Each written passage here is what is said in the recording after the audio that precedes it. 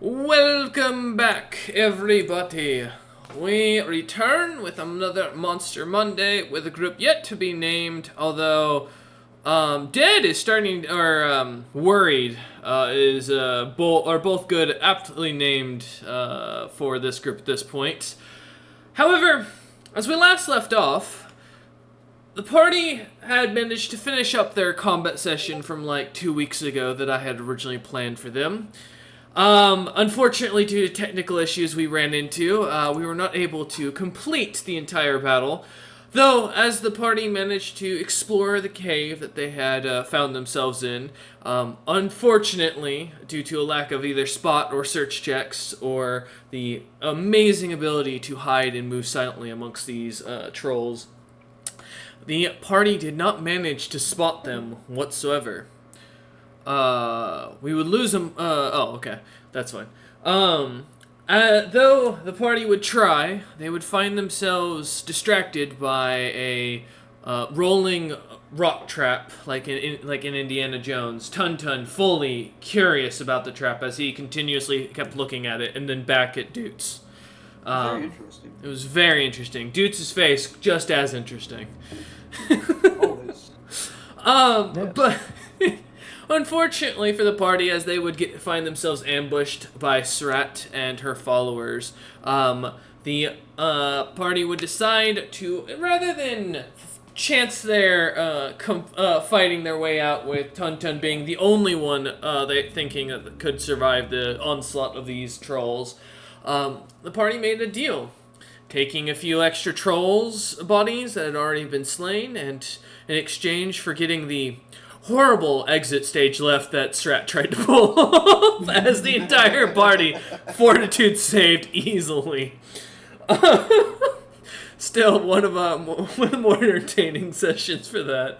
Though the party would return with the bodies, fooling the guards and the general, and only having a small run-in with a fully unimportant and not interesting NPC has nothing to do with them.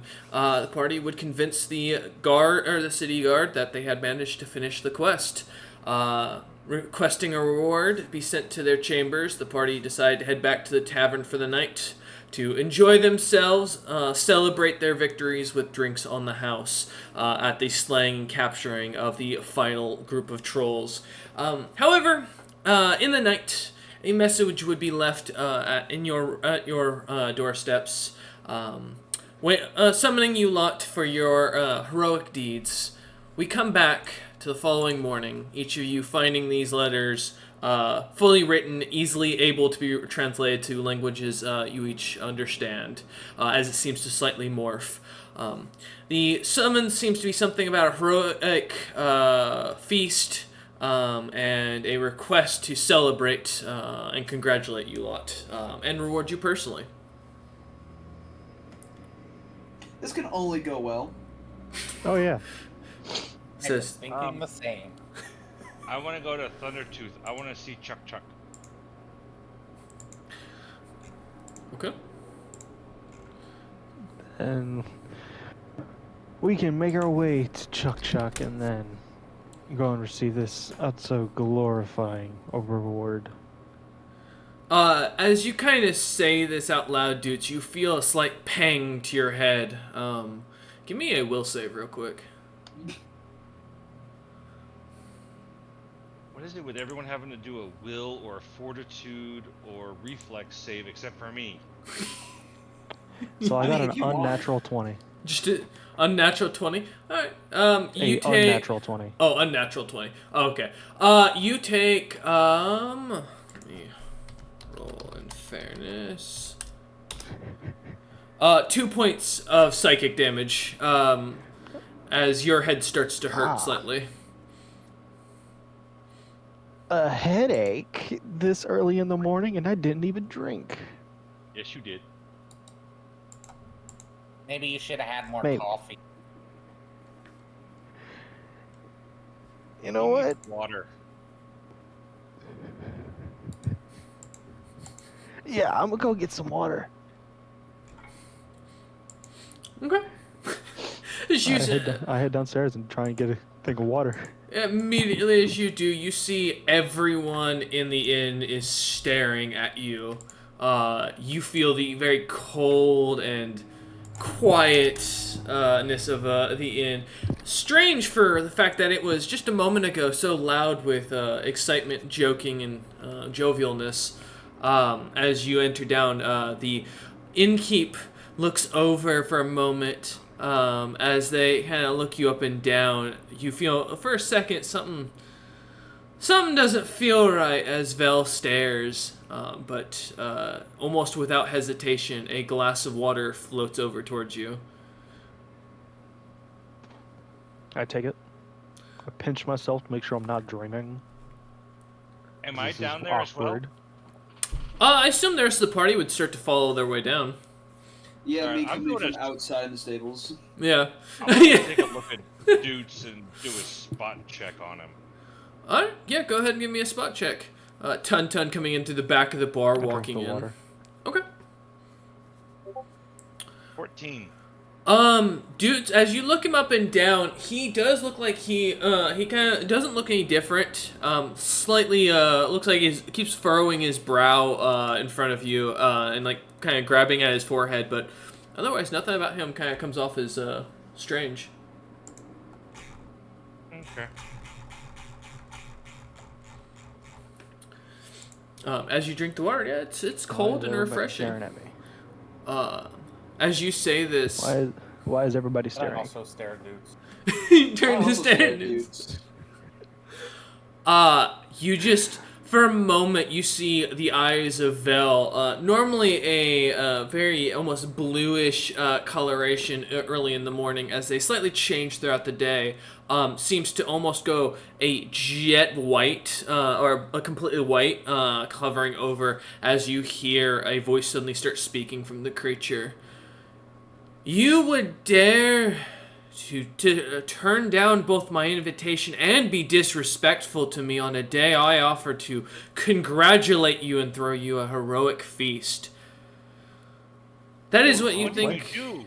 of my hospitality. I am so confused. What are you talking about?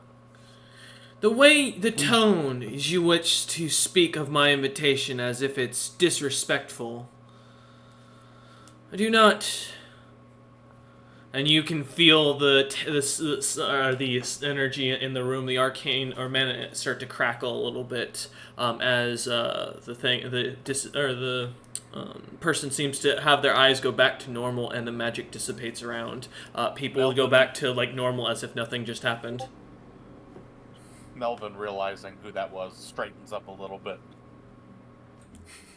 Looks as proper as a child beholder can. You know what? I'm also curious. How drunk did I get last night? Yes. Or wait, are you referencing when Caleb was like, "Oh yeah, this is gonna go well"? Yes. Well, I assumed you said that in character, or am I misinterpreting that? You're misinterpreting that. You need to be very specific with that. We were all saying it. You know, All right, then never mind. Disregard that for a moment as you come down. Okay. As oh shit. Oh my god. the More clear next jovialness. time though. Yeah. As the jovialness of the tavern opens up, as we come back to you coming down for water, Tun entering into the tavern, you see water floats kind of over towards you, almost at this as you come down. The rest of the party following behind you. Dude's reloaded to save.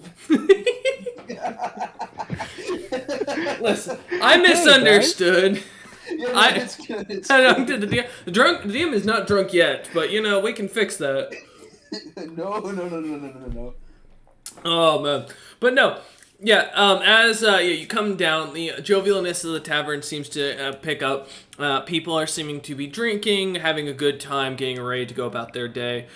Mostly mind flayers that seem to be kind of walking about and enjoying themselves in silent conversation.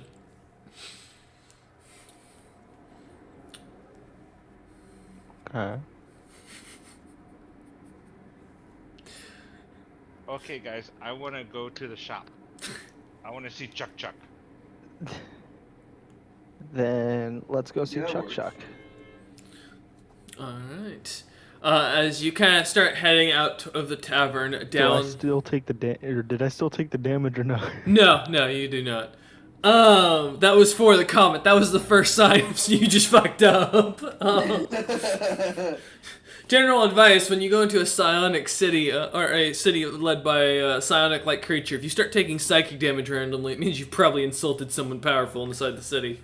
Anyways, we lost a Dutes. I'll give him a moment to return. Welcome back, Dutes. Oh.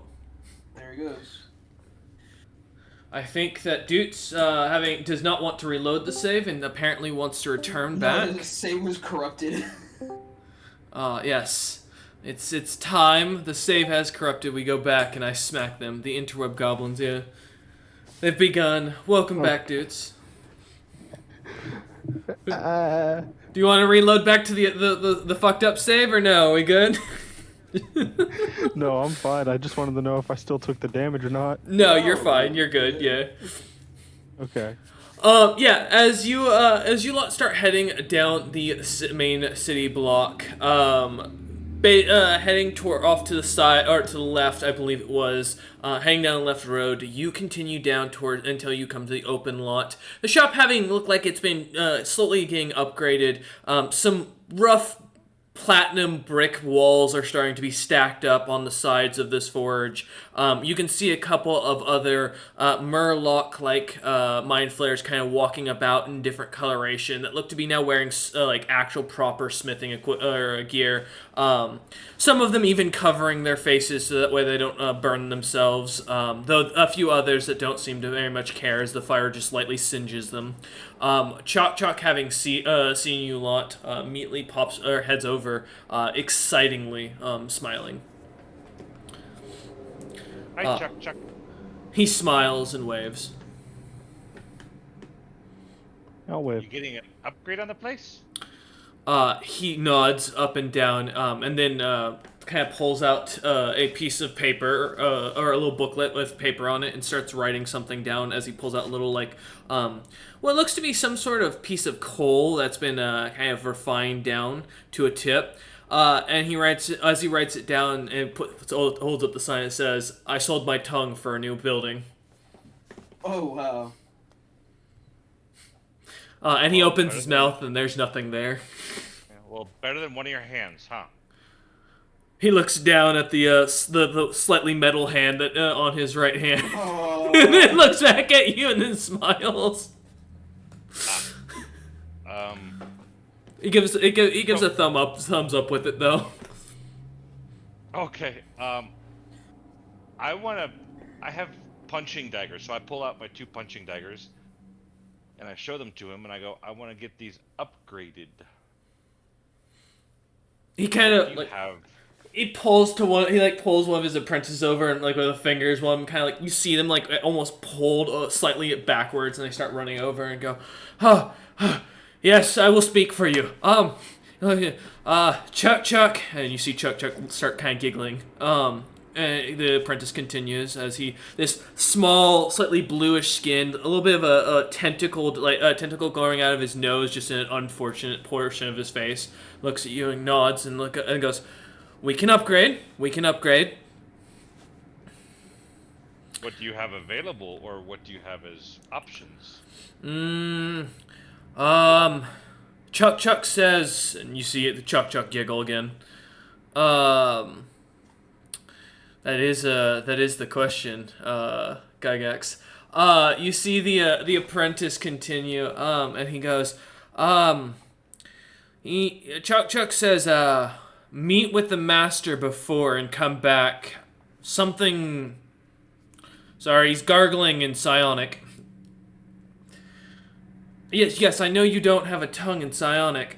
And he kind of looks at them and just kind of nods his head up and down. And as he looks back at you, and he goes, he says something about a gift that'll help give you a better idea of what you want with your daggers done. So, in Psionic, I go to Chuck. I'm learning Psionic. I can speak some psionic, but I can hear it too. You would prefer to talk this way. You hear a very garbled sound as if someone's trying to talk without a tongue. Why is the psionics also garbled? That's weird.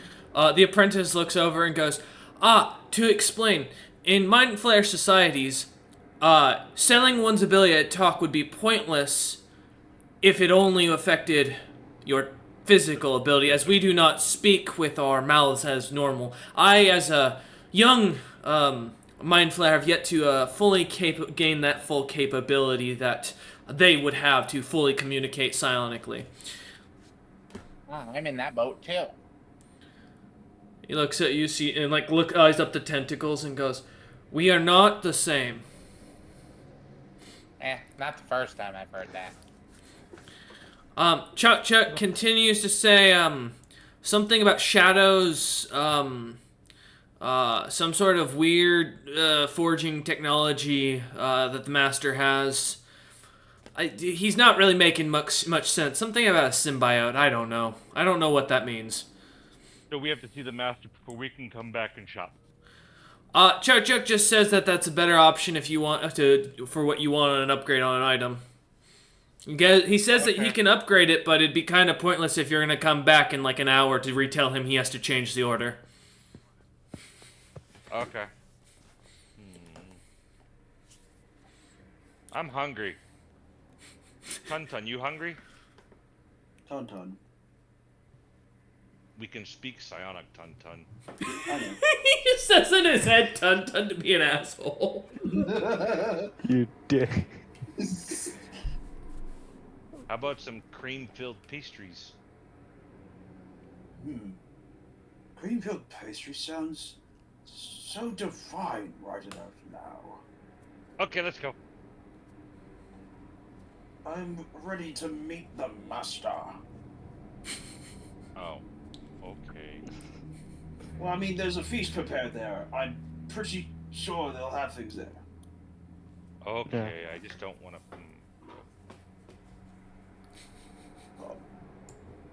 Dudes, put on my best necktie for me, because I don't have opposable thumbs.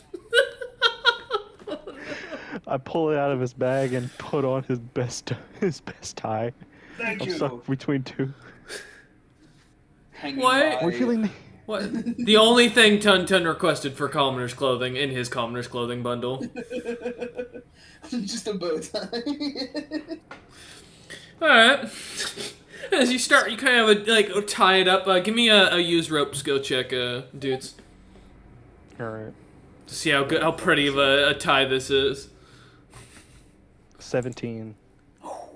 Yeah, you managed to get it tied up real nice and clean as you pull it together. You kind of notice it's just some rope with some fabric, kind of some clean fabric, kind of sewed into it to make it less like a. It's still basically a collar. Snazzy. Yeah, as you dress up, you guys gonna head straight there, I assume then. Yep. Sure. Okay. As you head towards the vast castle, the imagery of it seems to slightly change as you all watch on. I would say give me a will save, but I don't think any of you can beat a DC above 30, so I don't think it's worth it. But you know, I'd like to For a wait, what roll? a will. My max is a 24. I say, does anybody want to try? I'm happy to let you. I mean, I've got a +2 to my will, but Yeah. you know. But no, you watch as the illusion slightly changes. Wait. What'd you say the DC was? Above 30. I can match it. You know what? Let's see what you got. Roll for You it. have a +10 to will saves? I'm not surprised. I know what his class build is. I know what he's doing, so it makes sense. That's why I asked the question. Was him and Melvin both could have? Nope, never mind. I got a nat 1. You look on, and for some reason, it's as if you don't even notice there's an illusion. The world just morphs like it's normal. Oh, no. Well, let me roll again, see if it... Nope, now it went to 23. Oh, there you- Not a fail.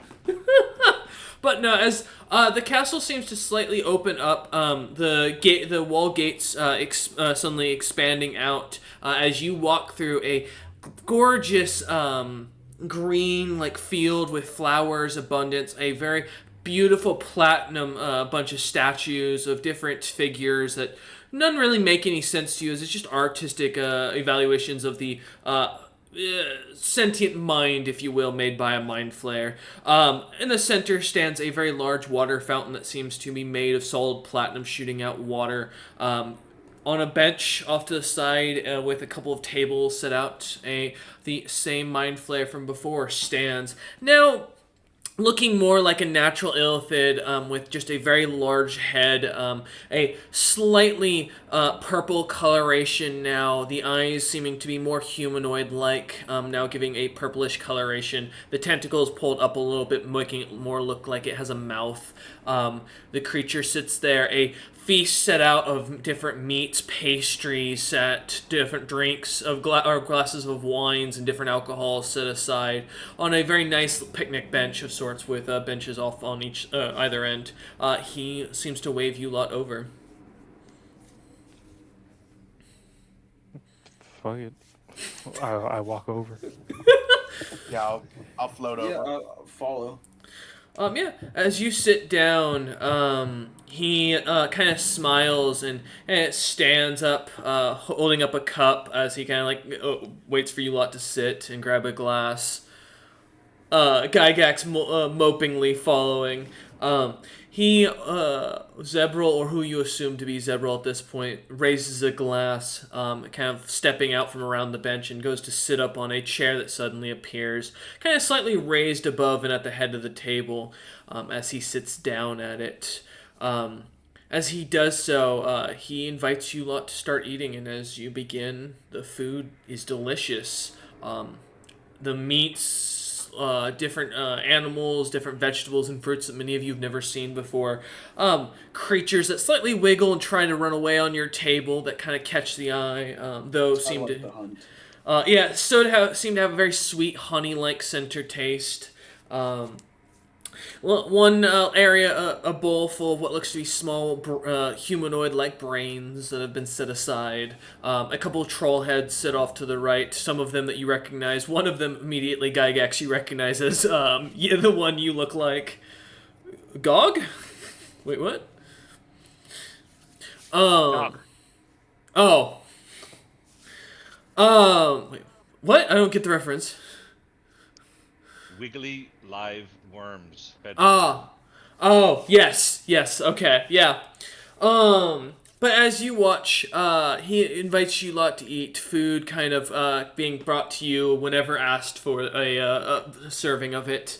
As you begin eating and enjoying yourselves, he assures you that even with a detection of truth, that he's more than willing to prove that the food is, of course, unparasited. He has no interest in forcing that onto any of you, as he understands the concerns. As you lot begin to eat and enjoy, though, a few moments go, or a bit goes by, and as you start to come towards the mid of your meal, getting around your third plate, enjoying yourselves, eating as much as you can, knowing that it may be a while before you eat like this again, he stands up, and two guards come in to either side. I enjoy 23 courses of food on his time. Nice. All right. As two guards come in behind him, and he just kind of, you see the mouth kind of go to a grin and goes, he just kind of looks at you each one by one, as then he snaps his fingers and you see Srat suddenly appear in the guard's hands, wiggling and freaking out as if they're not understanding what's going on. As Srat tries to shake their stick in their hand, the guards seem to grasp on. As he does so, he will then drop a small illithid tadpole into the creature's face as it squirms up her eye, and then he will wave his hands away as Strat will disappear suddenly from the room. He then turns to you lot. Kind of walking down the side of the table with Tun Tun on it. He walks over to pick up a pastry. And grabbing one of the cream-filled ones and taking a little dollop of raspberry jam off of another and wiping it onto it, he brings it over to Tun Tun and kind of rubbing under your chin, Tun Tun, he slowly feeds you the Danish. Yeah, this works for me. And he goes, as he looks you in the eye and smiles, "For you, brave Tun Tun, I will give you this magic item that I think will protect you in the future." And he hands you, give me a second. I'm going to post these as we post them. A Dorje of Empathy. Oh, I thought it was a protective eclair. Better item. Didn't Wolf missed a chance on that when he came up with this idea. He then moves over to you, Gygax, and kind of smiling as he kind of walks away, slightly like just running his hand across Tun Tun's shell as he walks around him. After handing him the item, he walks over to you and sits down, kind of not wanting to touch you, seeing the teeth and how much you just ate, and the plates kind of stacked up. I close my lid somewhat, as in I'm leaning my forehead forward. Okay. In the sound, like I say, "Hello, sir. I promise I won't bite or lick." You hear it back in your head. "For you, I do not doubt that, and I know that you understand well enough that would put all your compatriots, especially your big brother here, at danger if you were to. So I appreciate, though, that you would show me this kindness to let me know. For you, though..." Honestly, I think you'd be extra tingly, which I don't like. Kind of hear a slight chuckle at that, almost in like a sense of a goodwill, something you've heard before, as Melvin's made whenever you've kind of told something that seemed to put him in a better mood and always kind of inspired him to feed you a little bit more at dinner, or give you more of his food at dinner. He smiles and goes, "This should give you some protection in any form you wish to take," and he hands you he sets down a thick jar with gray fluid, fairer fluid, kind of moving about, that has some eyeballs floating in it. This is called a Shadow Sibling Symbiote. I didn't know this was a thing in D&D, I want you to know, so go check it out, it's actually kind of interesting. He kind of stands up as he kind of hands you this jar, and then he walks over to Melvin, and Melvin, "Thank you, sir." He kind of turns back as he kind of as he looks to you, Melvin, turns back over to Gygax and just nods, and almost giving like a slight bow, as he does so. Everybody would also notice that I look at him like an obedient pet would. He kind of strokes his hand over the top of your head, lightly stroking one of the eye stalks, not trying to cause any harm, but as you feel the electrical like tingling of the magic pulsing through you, you hear in your head, "For you, my loyal subject, may it serve you as well as it served me," as he will hand you a beautiful black cloak made of dripping shadow mist. Let me grab the item. Ironic, because you just got your cloak. I know. He didn't know that, so don't be too upset with him. He then looks at the rest of you and goes, "Now that I've given you your rewards, I would ask that all those that have been rewarded, please take your leave." And he very much, you feel the insistence coming from him. I have a question real quick, sir. He turns. About the symbiont. Can I eat it? He nods. Oh, goody. As I grab the jar, I start waddling off. Drooling. As Melvin, I assume, follows them out. Yep. As the three of you leave, you watch as the gate kind of closes behind you, and you find yourselves going in the city, kind of like standing out there now by yourselves. We'll come back to you lot in a moment as you investigate your new items. Now, as you find yourself alone, Doots, the mind flare kind of turns, and this red skin starts to kind of colorate throughout his entire body. His eyes kind of starting to go back to an illithid look, and he kind of seems to shed that almost humanoid-like appearance that was a little bit more pleasant and for his truer form as an illithid. As you pulls into your mind, and not in a kind way, you feel a slight pain as you hear him speak. You told me your mission was complete when it was not. You asked for a reward you had not yet earned. Your party is incredibly special. More so than you could possibly realize at this time. That being said, you lied to me in an attempt to make off with rewards that by all intents and purposes, would have been stolen. So I would give you a choice if you wish to leave this city alive and with your own mind. As you feel he kind of walks up to you and he rustles his tentacles over your head. You feel slight suction onto your head a bit, pulling a little bit at your hair slightly painfully, although they seem to let go just as much. Option A would be to enter a pact with me, as you are a fae bound by such things more than an average mortal. The pact would be simple. Your party continues to take contracts from me. I continue to pay you well, and if you ever lie to me, cheat, or steal, or cause any other harm or ill intent to me or members of my hive, your soul will leave your body and become mine, and I will feast on your brain. Option B is that you take a parasite and join the hive. And option C, as he kind of walks back up and sits down in his chair, is that I take your hand as punishment for attempting to steal from me, and I replace it with a magic object to ensure you succeed in combat going forward, and we stay in business that way. I must tell you, I have enjoyed your presence and your party's presence in my city, and the interesting events that have come to pass as a result of your presence. However, this is something you must learn from and move past to grow. So what option will you be choosing? And I'll write them out for you. Alright. Because I imagine you actually want to be able to see what this is.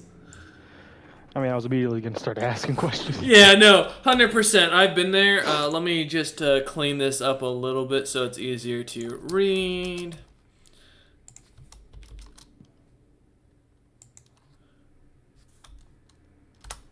There you go. Okay.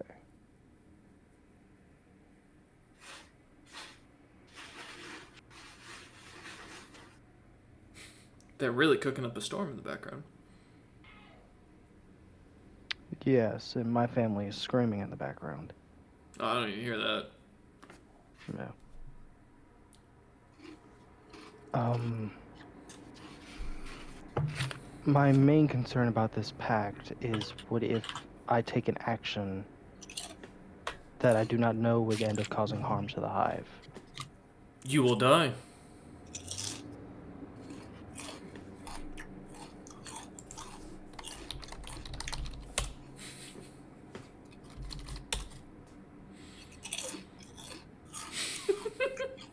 Hey, Dun-Dun. How them chips, man? Dun chews this crunchy ass pastry. Chewing on his pastry from Just the watching in the door. background, yeah. Alright. The old pastry. Yeah. Listen, pastries can be crunchy. I'm gonna say this like out of character. I assume option B, just I lose access to this character, as I doubt you're gonna let me just play a mind flare. No, that's not that's not true. What do you think Ned's doing? Melvin.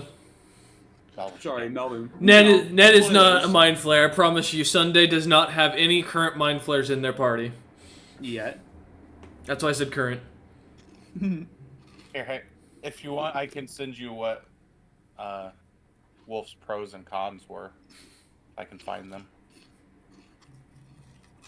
Oh yeah, you can fully still. You'll just basically be tied to the hive, is in the same sense.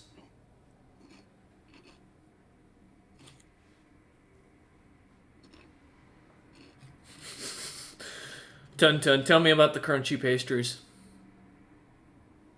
You know, this is like it was like a sour cream and onion flavor. Like it was kind of like I was definitely curious and maybe a little off put, but Tuntun's never wanted to pass up a pastry, and so after tasting, it, he's like, a weird like savory side of the whole deal. Did you find it? Pretty good. Did you find it in one of the dungeons? You figured, just lying there. Maybe. Yeah, it's got a little bit of crunch to it. It's truth, those are the bugs inside of it, but it's just good protein. Actually, no, the crunchiness is the bones of the skeletal hand he took the pastry from. It's very possible. I wasn't really paying attention when I took a bite out of it. Just someone's hand. Alright, dudes, what are you thinking?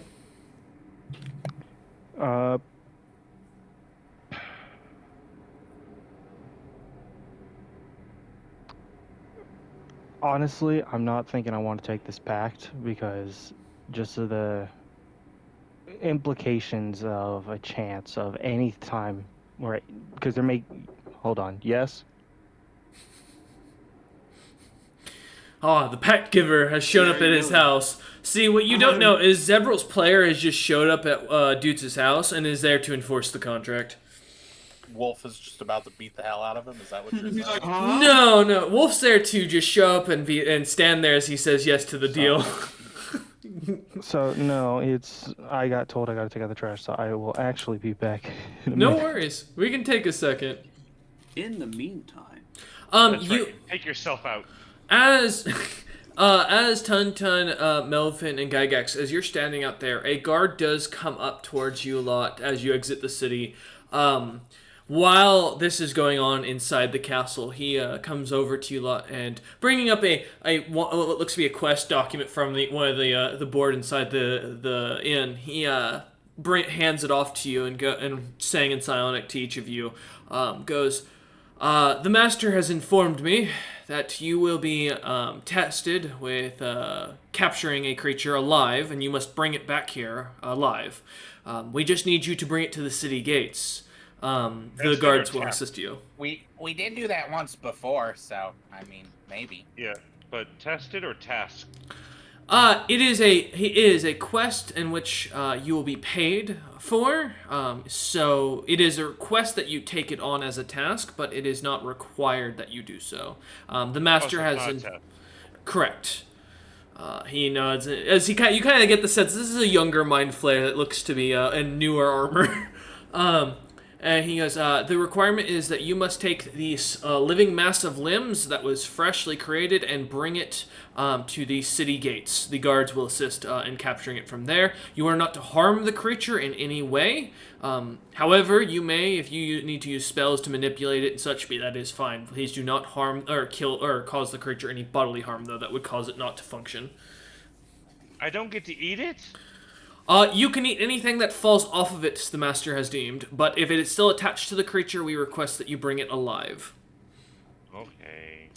But how do I know what'll harm the creature if I don't know what the creature is?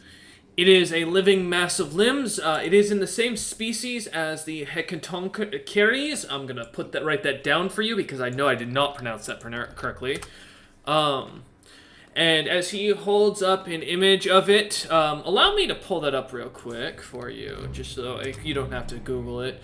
But imagine a creature with a mass of arms and different body parts, and a lot of weapons. Out of game, these creatures are highly dangerous and known as party killers. If you're not careful, in game, this is this is something in the same species line as this. Another one you've probably seen this as. it was like a subspecies or whatever.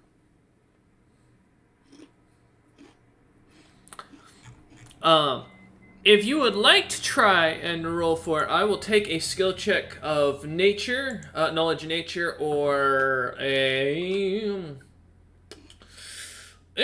guess survival would tell you how dangerous this creature is, or if you have a profession that would be relevant to monster hunting. What about knowledge dungeoneering? I'll take that as well. Yeah. These creatures do pop up in dungeons. I'll do my rolls here in a second. Take your time. I'm making a snack. I know. Listen, Tuntun's 27 making me and hungry 1. too. Oh, nice. Cucumber with sushi sauce. Oh, I'm gonna just go eat popcorn here in a minute. 27. My Damn. snack's weed. If I do that, I won't be able to DM. All right. As you start to think back, I'll wait till Gygax. Unless Gygax use. I'll wait till you want to roll because I don't want to start speaking for yours. I'm right. No worries.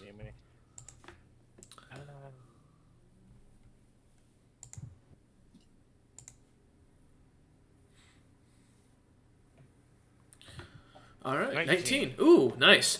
All right, with a 19, and you're just doing, I assume, a survival check in that situation. That was a knowledge. Knowledge, just Engineering. dungeoneering as well. Okay. With your knowledge dungeoneering, Gygax, you would know this creature to specifically be a creature that does not taste good to eat, because of the fact they are extremely poisonous. As beyond that, the creatures are typically known to wipe out entire cities, let alone adventuring groups. These creatures are not something that normally people would hunt down. This would be considered the same standard as what people try to describe the Golden City mimic to you as, basically. From Melvin's understanding, Melvin, you'd know that these are outsiders. They are always evil. These creatures hit multiple times. However, this capability, a living mass of limbs, means you'd know it would be a fresh version of this creature, which means it's going to be very weak and uncoordinated. So it'll hit like a truck, but it's probably not likely to actually hit you. Beyond that, neither of you know much more with that. This is a very newly discovered or recently discovered creature, so. Well, if we can manage to strap it to Tauntaun's back, we might be alright. If it does hit us, it's gonna hurt. Is the I don't guard think still I there? want it strapped on my back because it looks like it could hit me no matter what. What'd you Is the say? guard still there? Yeah, he's still standing there. Do you have a really, really, really big, strong sack? Just a normal, durable sack. One that can take a beating? I can probably find one non-magical. Is that fine? The only magical aspect I would want on it is extra strength. He kind of thinks for a second. If you have a caster in your party, you can enchant spells. Otherwise, you'll have to I'll see what I can do. Give me a. He kind of stands up and goes, Let me see if I can make the request of the master and see if he'll okay me producing this for you. Okay. And he kind of runs off for a bit. We will jump back from you guys a moment. We're gonna go back to Dutes now that he's back. Welcome back, Dutes. Yep. Hello. What have you thought about your options? If I went with the parasite, how long would my transformation be? Will it be instant? He looks at you and kind of thinks for a second, as if he's like delving into your mind.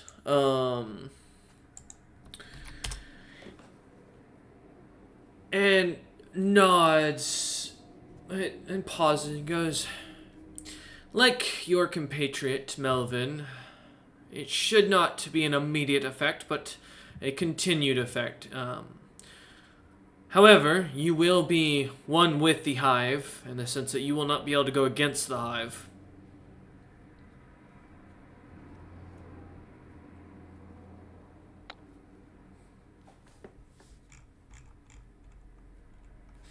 And this item, in exchange for my hand, can I inquire what it may be? You may not. This item I've already described enough to you for you to know what it is and to what it will do for your punishment.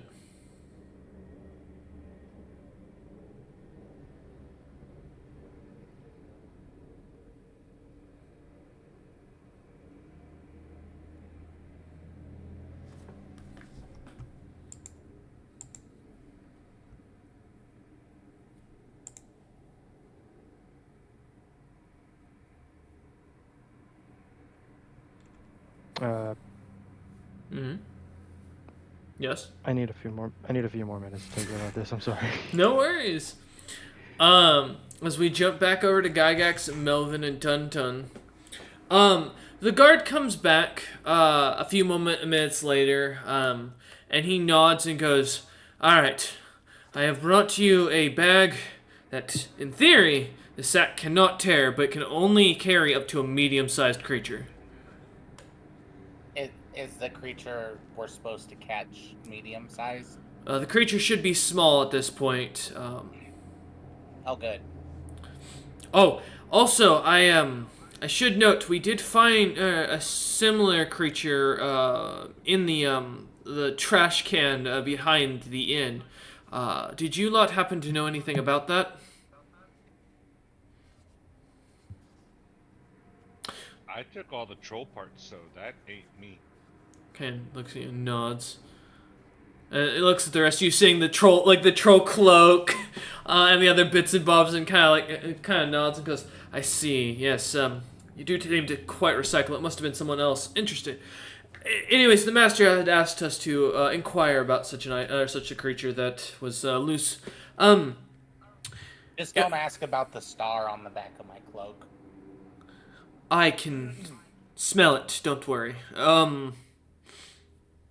You kind of see him take a step back, and he looks at you a lot and goes, "So will you be willing to take this?" As he kind of hands the sack to Gygax. I fold the sack up and I put it in a bag on back of Tuntun. Okay. As you climb onto Tuntun, you do notice a pretty blatantly obvious, as you're kind of walking onto his back over to his side, a very blatantly obvious footprint of what is either a frog or a toad, kind of stomped into a bit of moss that grows on Tuntun's back near the mushroom circle. That was not there before. God, good God. Tuntun, I see a frog's footprint in your stuff here. I have no idea what a frog is. So, thank you for letting me know. I have only been on this planet for a year. I don't know how many of the... I'm sorry. It's a hippity hoppity slimy animal that goes croak, croak. Ah, thank you so much for the description.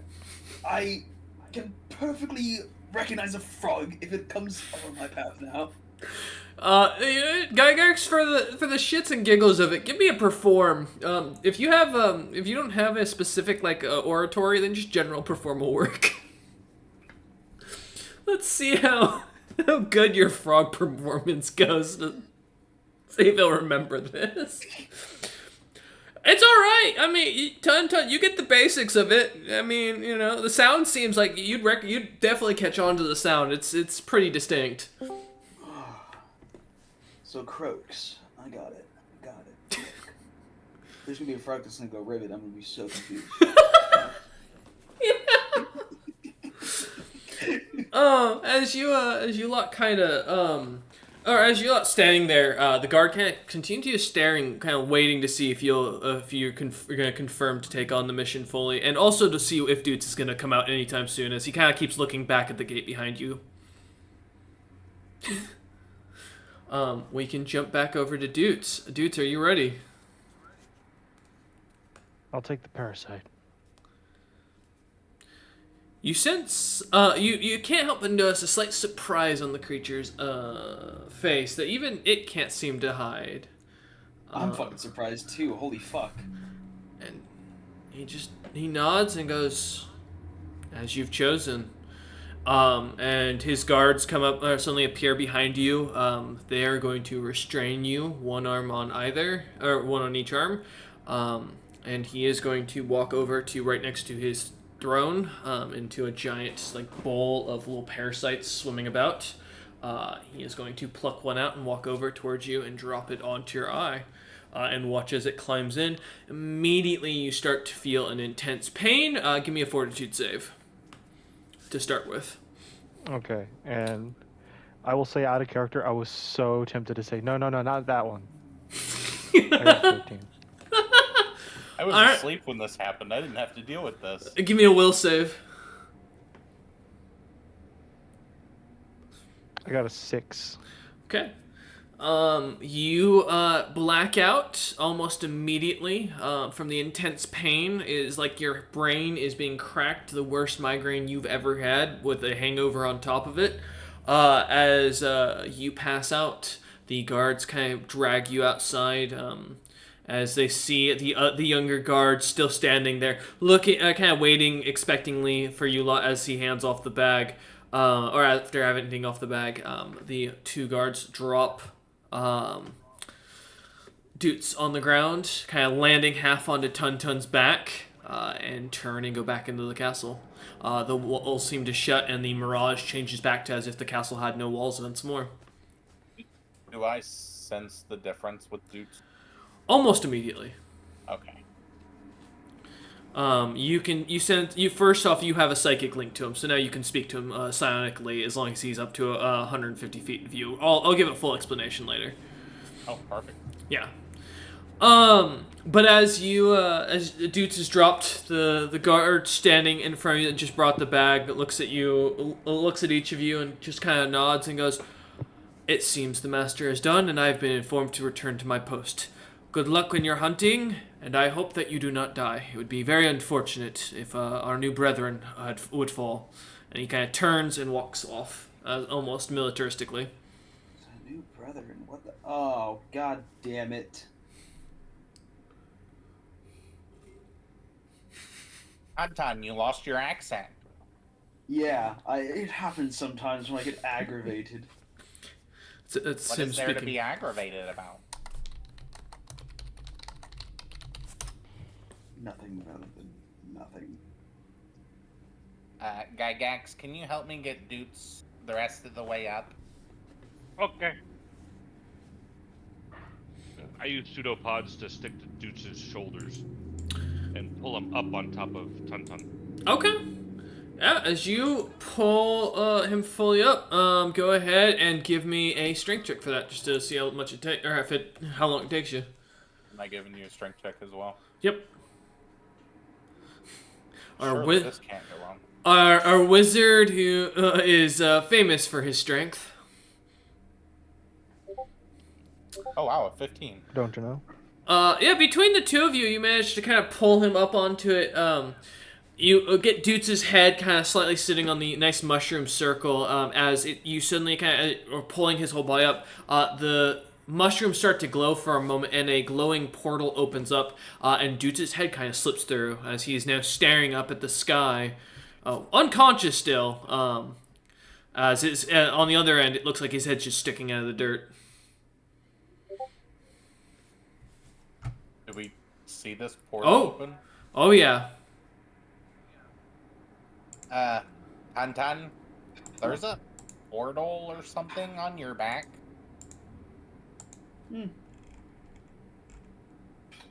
I don't know if I should be concerned about this or not. Maybe I that's don't where know. the froggy came from and went to. But I feel like, if anything, if we don't want to look into it more, we should at least pull Doots' head out of it. I'm pretty sure Doots came from there when he appeared. I think. Kind of just came from my back. It's kind of weird.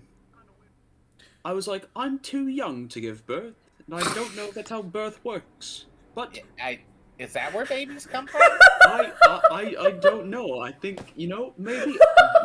I think babies come from my shell, from my back. What's a baby? Excellent question. I believe they are young creatures, such as I. I was a baby, 6 months ago. I'm pretty sure I'm still a baby in the eyes of my species. So turtles are babies? No, like little beings are babies. I am little compared to other people of my species. So when I I'm was not so smaller, little. a few days ago, was I a baby? And I'm not a baby? Well, were you that size when I you don't- came how- into existence? How many years are you alive? Words are hard. I'm total 306. No, I don't think. I you're would a say baby you're anymore. probably not a baby anymore. Now, But I was I don't know small. when I do not know when your species reaches adulthood, but I do not think you are an infant or a child. But I do not know the machinations of, I don't know what you are, actually. I'm Gygax. Oh, yes, but your species. I mean, I don't know the name of my species either, to be honest. I'm a mimic. Ah. Oh, because you mimic things. Oh, how clever. I wonder who gave you that name. I mean, it's on the nose, but it's a good name, A nonetheless. very big, smart wizard way long ago. Oh. His name was Gygax. Oh, so you're named after your creator or the person who gave you your name? I'm named after the person who named our species. Oh, I see. I don't know what I am. People have told me like a turtle or tortoise, so that's kind of what I'm going off of right now. But I'm a little bigger than the average one I've come across. Besides a few of my own kin. So you've seen a turtle, but you haven't seen any frogs? Well, yes, I was born near a bunch of turtles. I was just incredibly larger than most of them. I just know that I saw one of my kin leaving when I came out of my egg. I tried to call out to them, but they just didn't listen and they left. So babies come from your shell, but you came from an egg? How does that make sense? Oh, I don't know, chicken or the egg. Fuck. I don't know. I still don't know what a baby is. As you are kind of like having this discussion, dudes, the smell of smoke and fire starts to kind of bring you back to consciousness. Though with a splitting headache, you stare up at a grayish sky, and as you kind of blink a few times, the sky kind of clears, or your vision clears up, and it's smoke, fire, and there's a forest on fire all around you, and your head's also very cold. Also very hot at the same time. I look around. Where the hell am I? Do you see the same Fey area you remember coming into on Tuntun's back when you randomly found an open circle in the ground and decided to climb through?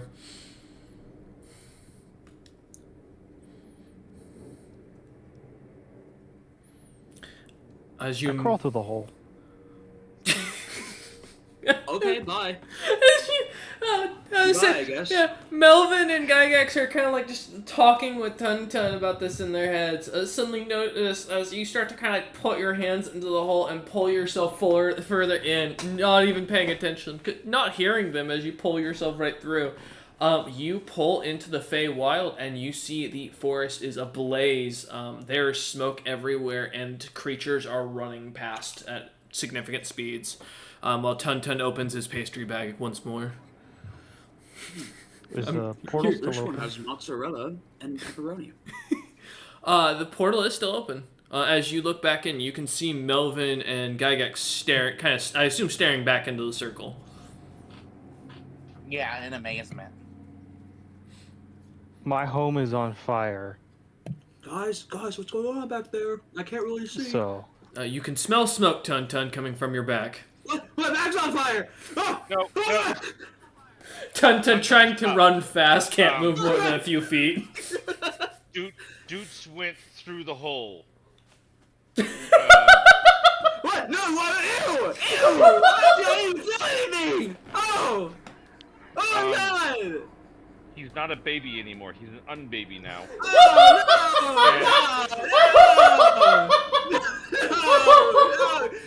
And there's smoke coming Why from are the they hole. firing me? What? Yeah, there's smoke coming through the hole. I'm burning! I don't feel the heat, but I'm burning! Could have used some more lubrication. I need to step away. Give me a minute.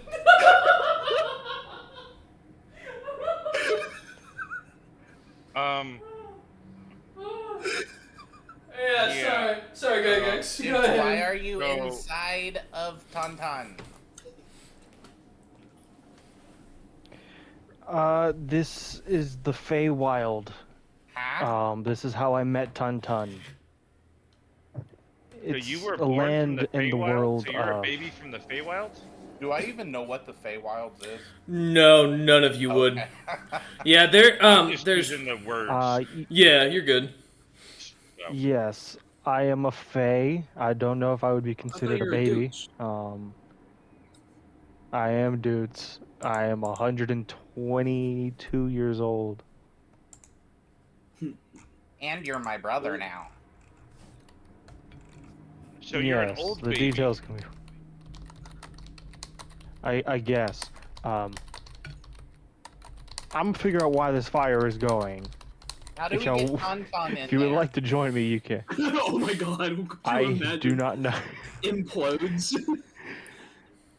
I look at the hole, the size of it, and then I look at Tauntaun, back at the hole, back at Tauntaun, back at the hole. It is the size of one of Tauntaun's, like, I think they're called scoots, is what each individual, like, piece of shell is called. Yeah. Yeah, he's It's not gonna fit. as you look all around, Doots, you do see that There's a giant hole in my body. they're Tauntaun having an existential crisis right now. Dudes, you do see a very clear toad footprint that looks like it's really rather fresh, standing like right or having been marked right next to the portal. As you look about, it looks like looking through the forest. I mean, the village you came from, even seeing it through most of the burnt woods, the forest has been on fire for a while, at least a day or two at this point. Everything beyond is burned in gray. You know, I've got a question for you. Of course, this is not really for me because I can't really see it, but what direction are these frog footprints pointing? Is it going towards the portal, like from my back into the Feywild, or is it coming out of the Feywild? Coming out. Okay. I head to my Tauntaun home. gave birth to a baby frog. Tauntaun stuffing an existential father. crisis about having a hole in him and now being a father. I'm too young. I'm not. I'm too young for them. I'm 1 year old, guys. I don't.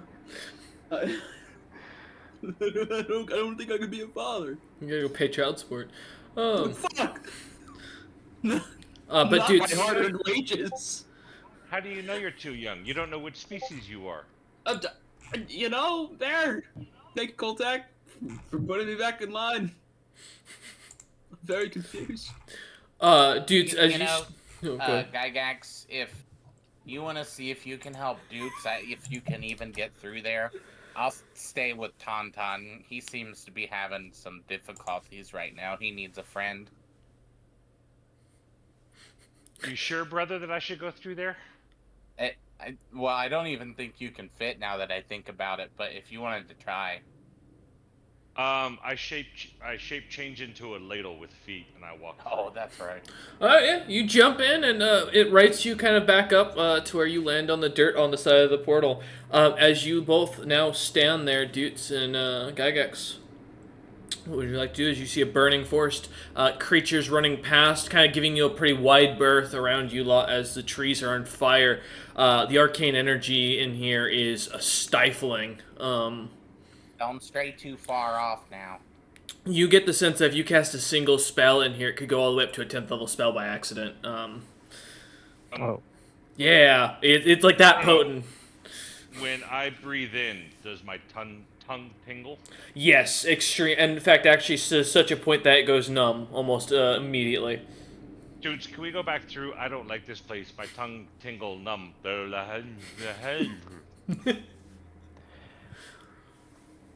Wait for me then. I need to confirm if my mother and father are still around. Okay, I go back through. As you go right back through, your tongue seems to come back to feeling as you pop through, seeing Melvin just kind of like walking Tun through his thoughts at this point. And then I see a ladle walk through with its tongue sticking out, going. Okay, my tongue works again.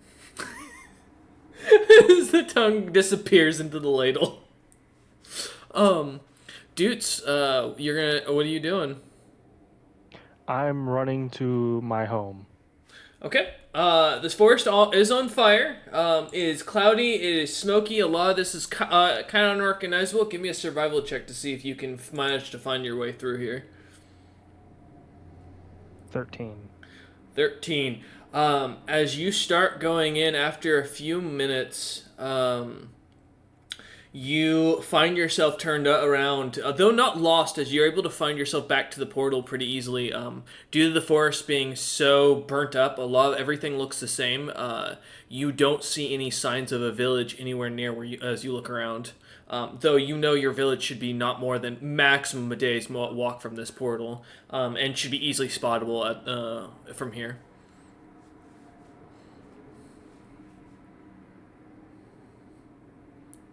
What would you like to do?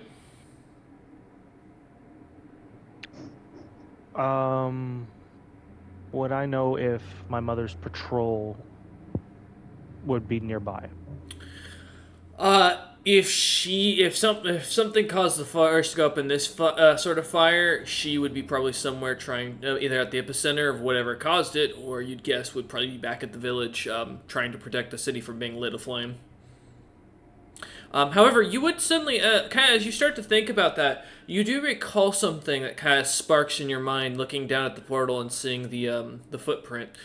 Your mother had a toad she had tamed, named Trollbane, that was pretty intelligent and capable of sending out messages and scouting ahead on its own. Looking at the footprint, I mean, it could be his. It could be another troll's. I mean, Trollbane was a common toad for these parts, but you're unsure. You can roll if you want to try. I'll put. Yeah, I'll like to roll. All right, knowledge, nature, or survival. All right. Okay. I got an 11. Ouch. Knowledge and nature. Yeah, it's another toad. I mean, it's a toad at least. You know that much. About the same size.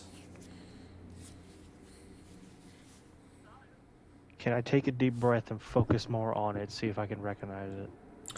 What do you, I mean, there's a fire all around you, smoke going on. What are you trying to glean?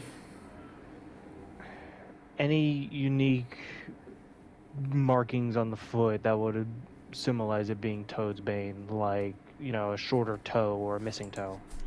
Trollbane, yeah, sure. Give me another survival check. Or give me a survival check, see if you can get it this time. I got a 7. I'm failing this. Yeah, it could be the same troll, it could not be.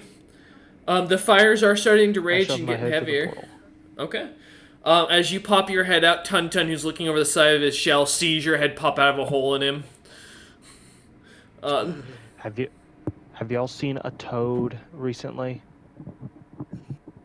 No. I was told there was a footprint off my back. Yeah, I but would have it told was you if I A did. frog foot.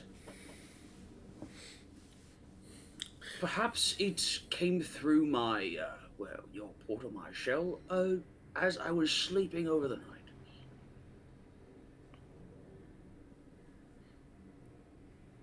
Which makes me far more terrified that random creatures can be crawling over me while I'm sleeping at night.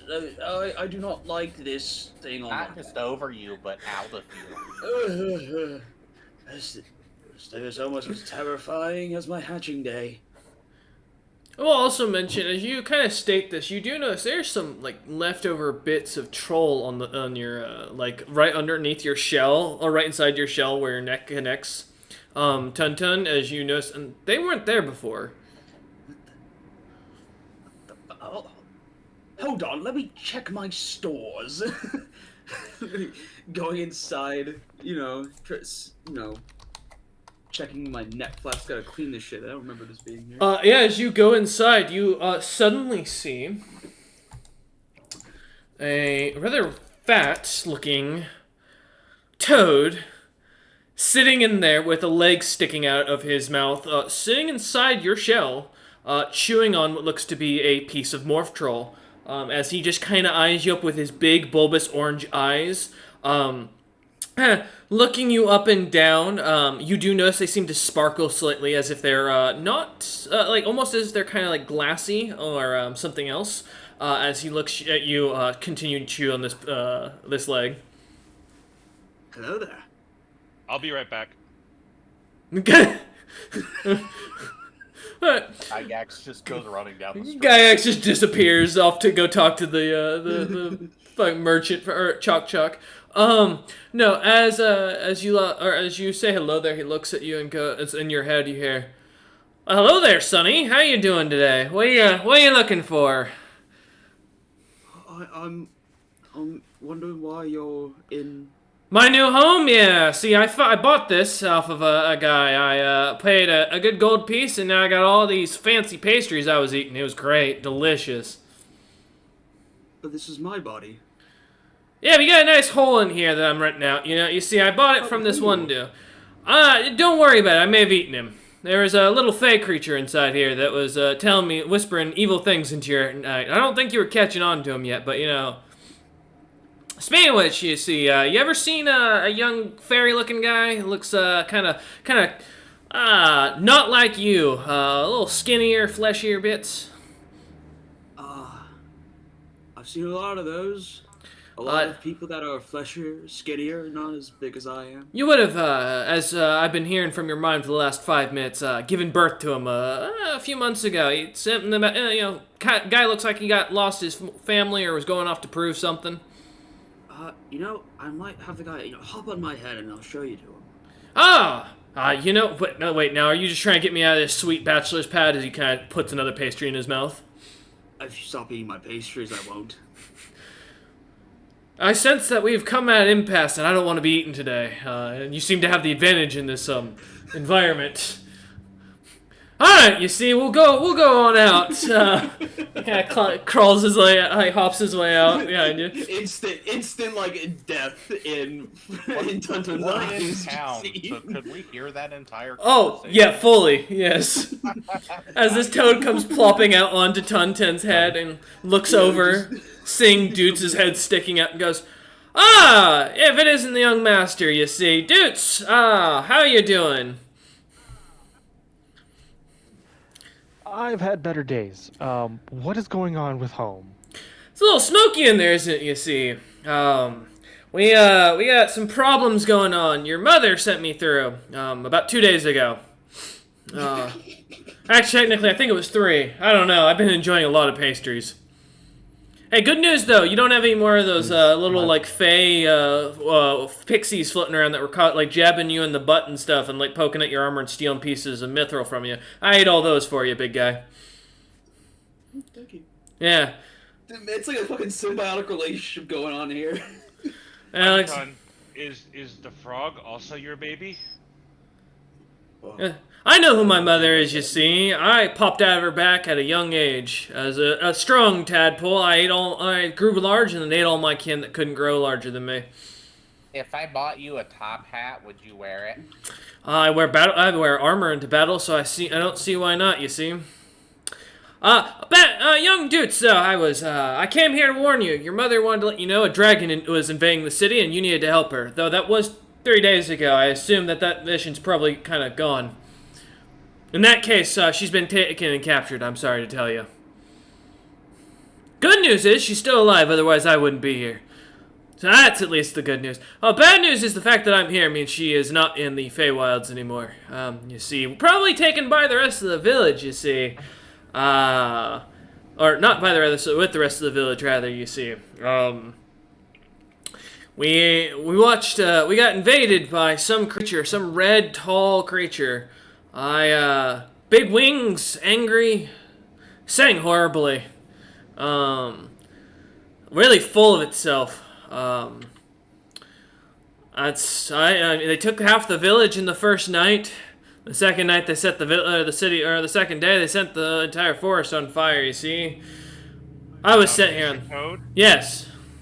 The creature you're talking about, was he singing a song saying, "I know something you don't know"? No. You see, he was. It was a she. I can tell you that. Oh. Big old, and he kind of like. Well, you with him. He kind of points to Doots and goes, "What does your mother call those things on her chest?" I don't know. I don't get what you creatures are, but you know what I'm meaning. Yeah. Just me. She showed up as some sort of like tall, like dragon creature. I don't know what it was. I think it was a dragon, but I'm not sure. Bad news is her magic's weakening, and well, unfortunately, I'm out of pixies to eat. As he starts to kind of clear and go, starting to fade away slightly.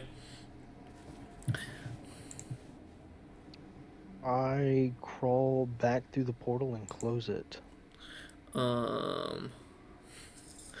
As you climb back through, he kind of looks at you and smiles and goes, "Don't worry, you see, the portal's going to close. It's been open since Valthana opened it for me, you see. So now that her magic is fading, it should close for the time being unless another powerful fae decides to take control over that territory. Good luck, young Doots. I recommend, as far as I know, look for somewhere cold." And he fades. The troll leg in his mouth also seems to disappear with him. Where he disappears, you see a gold coin on Tun Tun's head that seems to appear with a little wound up piece of paper. I grab the coin. I will read the paper. Oh, it's the fucking deed. As you grab the paper, it says, for letting me rent your place, here's the deed to your spot.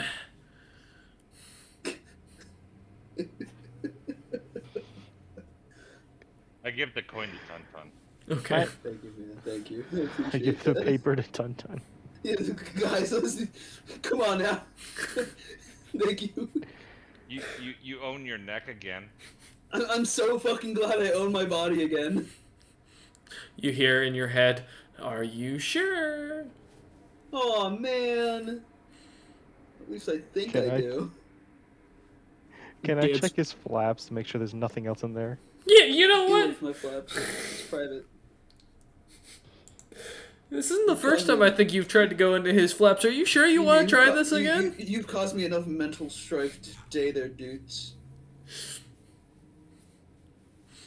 First I thought I was on fire, then I had to think about birth and stuff, and I'm not very fond of this. I'm kind of freaked out right now. I don't know why you were thinking of birth. That has nothing to do with the situation.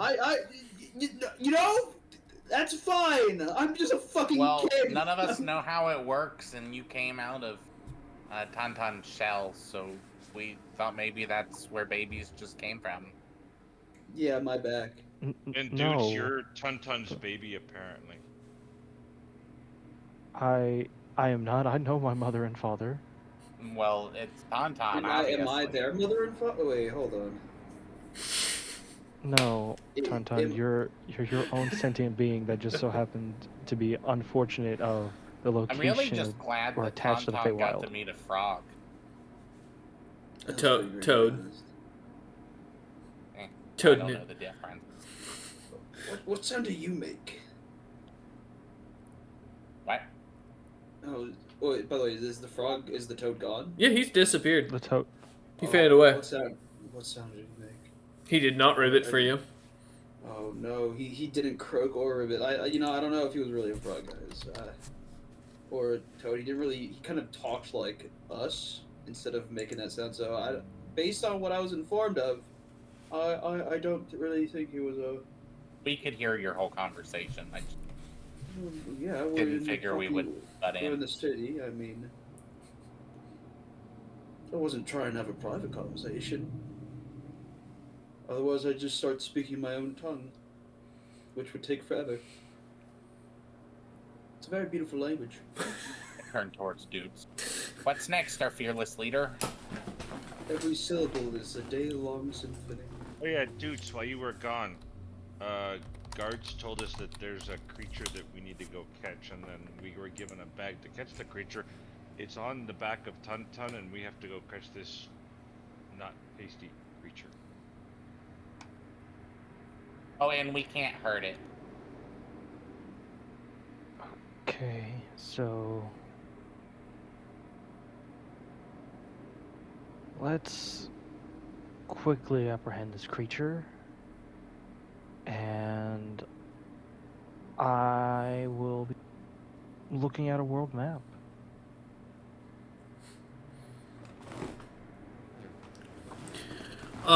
Which What is this creature we're apprehending?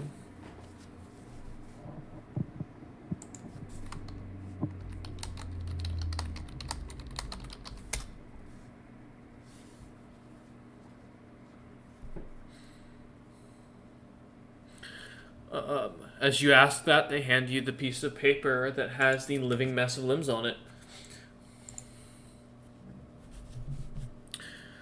I assume Melvin would catch and Gygax would catch dudes up on the lore. yeah, creature's description of it.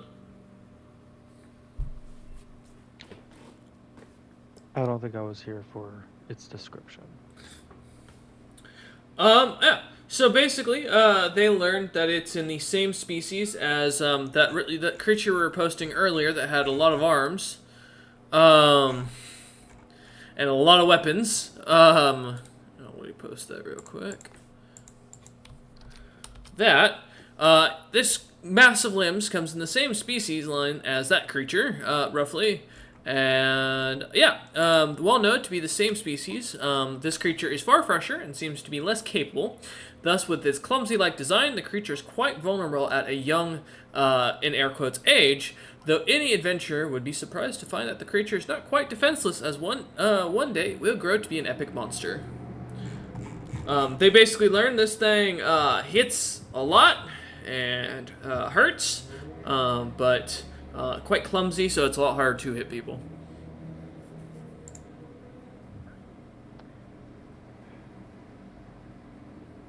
Do we know where it was last seen?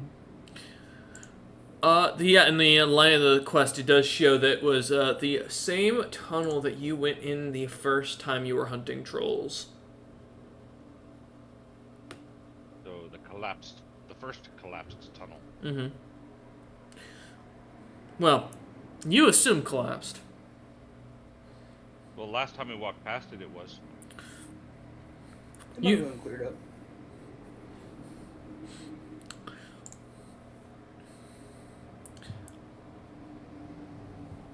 Yeah, so that's Does what anyone have anything we need to do before we depart?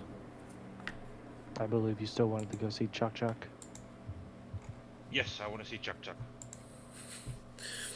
Then let's head to Chuck Chuck and then go and apprehend this creature. Okay.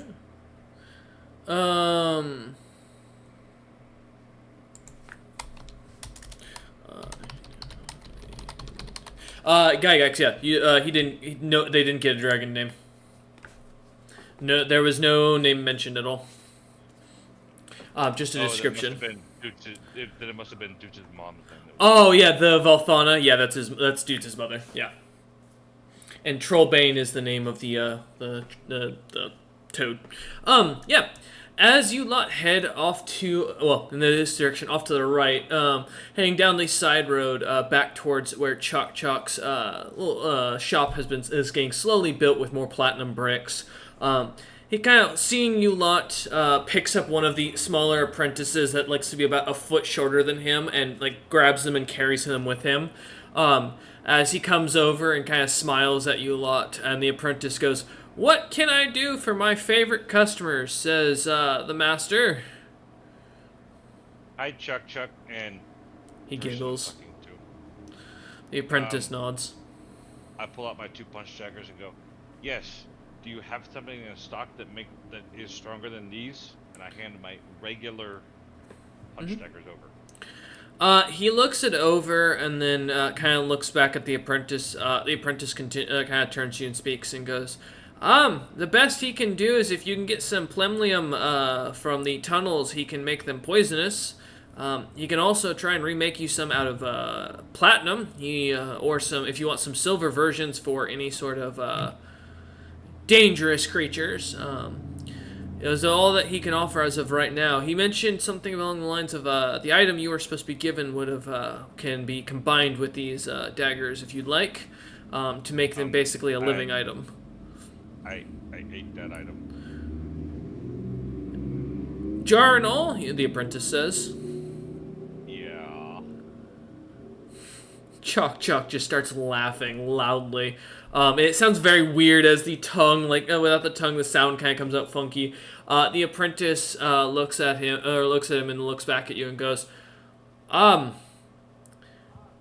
it doesn't have an effect if digested, other than the fact that I assume that the creature dies.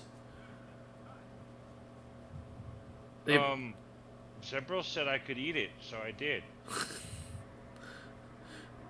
The apprentice looks at Chuck, and Chuck just kind of shakes his head just side to side and sighs and kind of looks back at the apprentice, and the apprentice continues and goes, then it is already decided to combine with you, and thus it would be pointless now to combine with something else. You should see the effects after one sleep, as those who sleep call it. Okay, but like the armor you built for me, do you have, and like the sling I bought from you, +2. Mm-hmm. I remember. Do you have any weapons like that just make it so I can hit more effectively and do more damage? He shakes his head, no, and the apprentice goes, the problem currently is the master of the city and of the hive has yet to expand the mining operations to bring in materials strong enough to hold an edge at Chok's capabilities. Thus, Chok has stated that the best he can do is provide leather goods. Meadow goods are too hard to come by beyond what he's currently capable of crafting. In short... I'll come back later. Yeah, in short, you can kind of see the materials at the shop. There's not many that you recognize that would be similar to what you've seen when you've seen people passing by with weapons and such. You don't see anything like the bronze coloration or anything of the iron coloration. Would it be financially beneficial for us to bring you anything we may find? The apprentice kind of like snaps at that as Chok kind of suddenly seems to be twisting something in his brain, seeing the psionic energies flowing out, as if the arcane energy itself in the air starts to crackle a little bit. The apprentice kind of shrinking down slightly goes, yes, any materials brought can be crafted for cheaper prices and into custom items, says Chok. Oh, I hear you, master. Stop getting excited. Oh, fuck. And you see the apprentice kind of holding his head harshly and starting to almost fall, kind of go towards the ground, crumbling in on himself as his brain is looking like it's expanding. Well, we'll try to bring you any metals or anything we can find. Sounds like you need some of that stuff.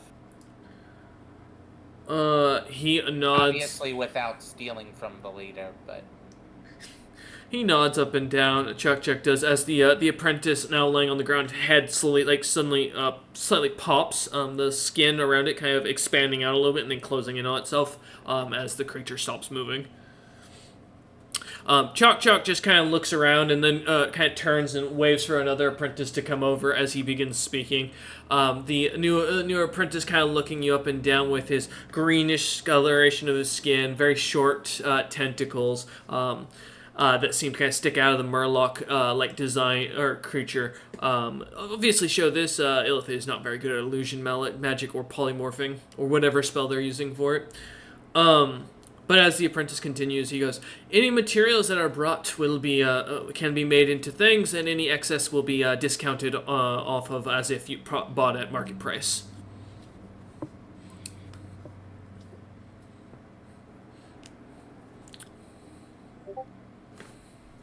Okay. Well, there was a lot of words that I do not understand.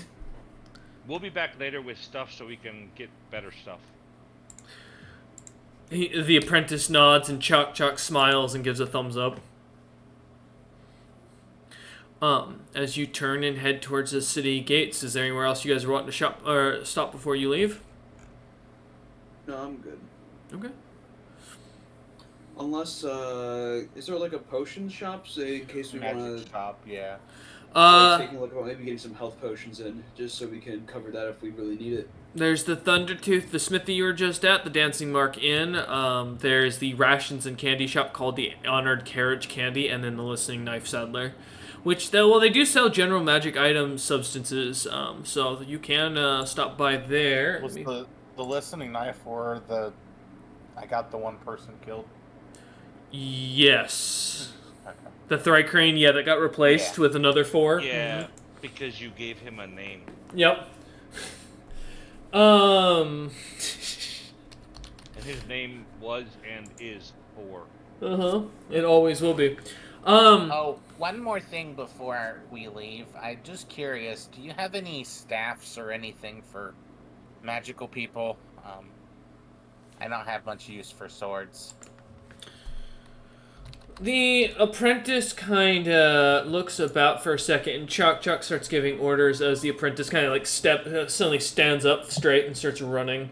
And you hear in your mind suddenly Melvin, almost clear as day for as the parasite translates Chuck's voice.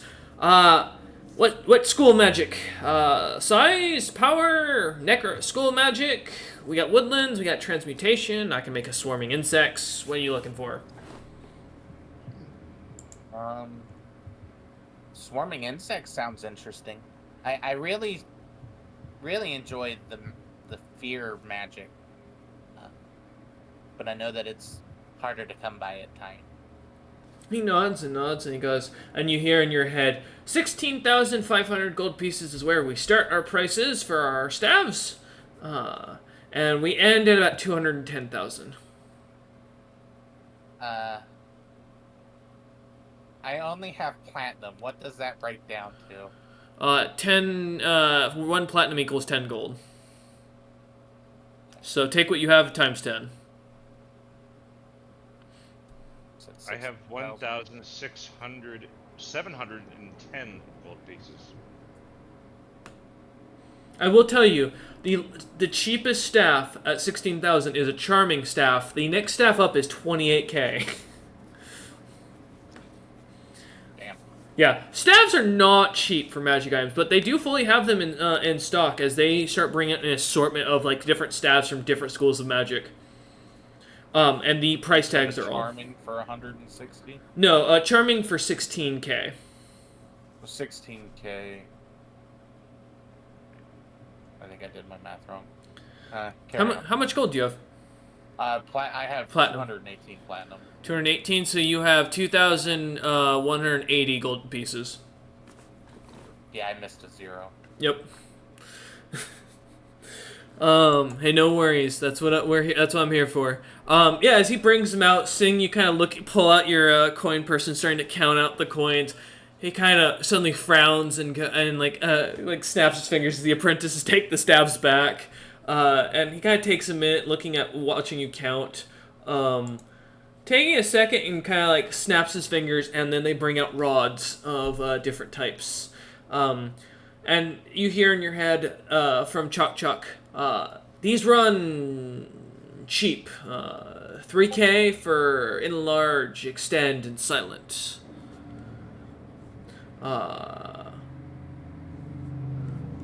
He goes, Metamagic?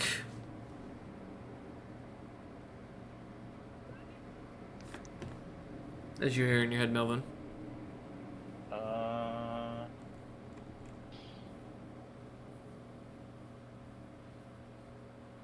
Words. You're good. Did you pick up any feats with Metamagic at this point? I have not. Okay. So for your own note, magic is basically typically a sorcerer thing more, but you can pick up feats for it specifically that will give you like boons to like sorcerers to your spells. It's just a little more open because there's a lot more options.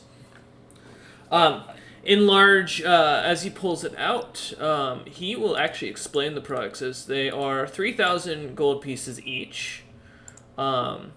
He goes, the. I'm just finding the actual fucking thing here. Yeah. All right. He goes.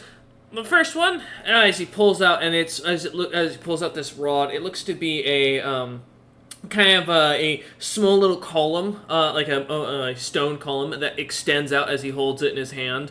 It slightly expands out to about 12 inches in total, and he goes, once per day, you can cast this on three different people, and it acts as an enlarged spell. As he kind of smiles, you start to hear this almost as if the accent and all of his like speaking has changed suddenly. He goes, the extend goes, the wielder can cast up to 3 times per day, and make your spell go further. I'm just checking to make sure it's twice as long as normal. Sorry, the spell lasts twice as long. For reference, and he goes, and the third, he looks at as a silent. Pulls up the silent one. He goes, this can cast up to 3 times a spell that'll let you silence the area in a specific area you're in.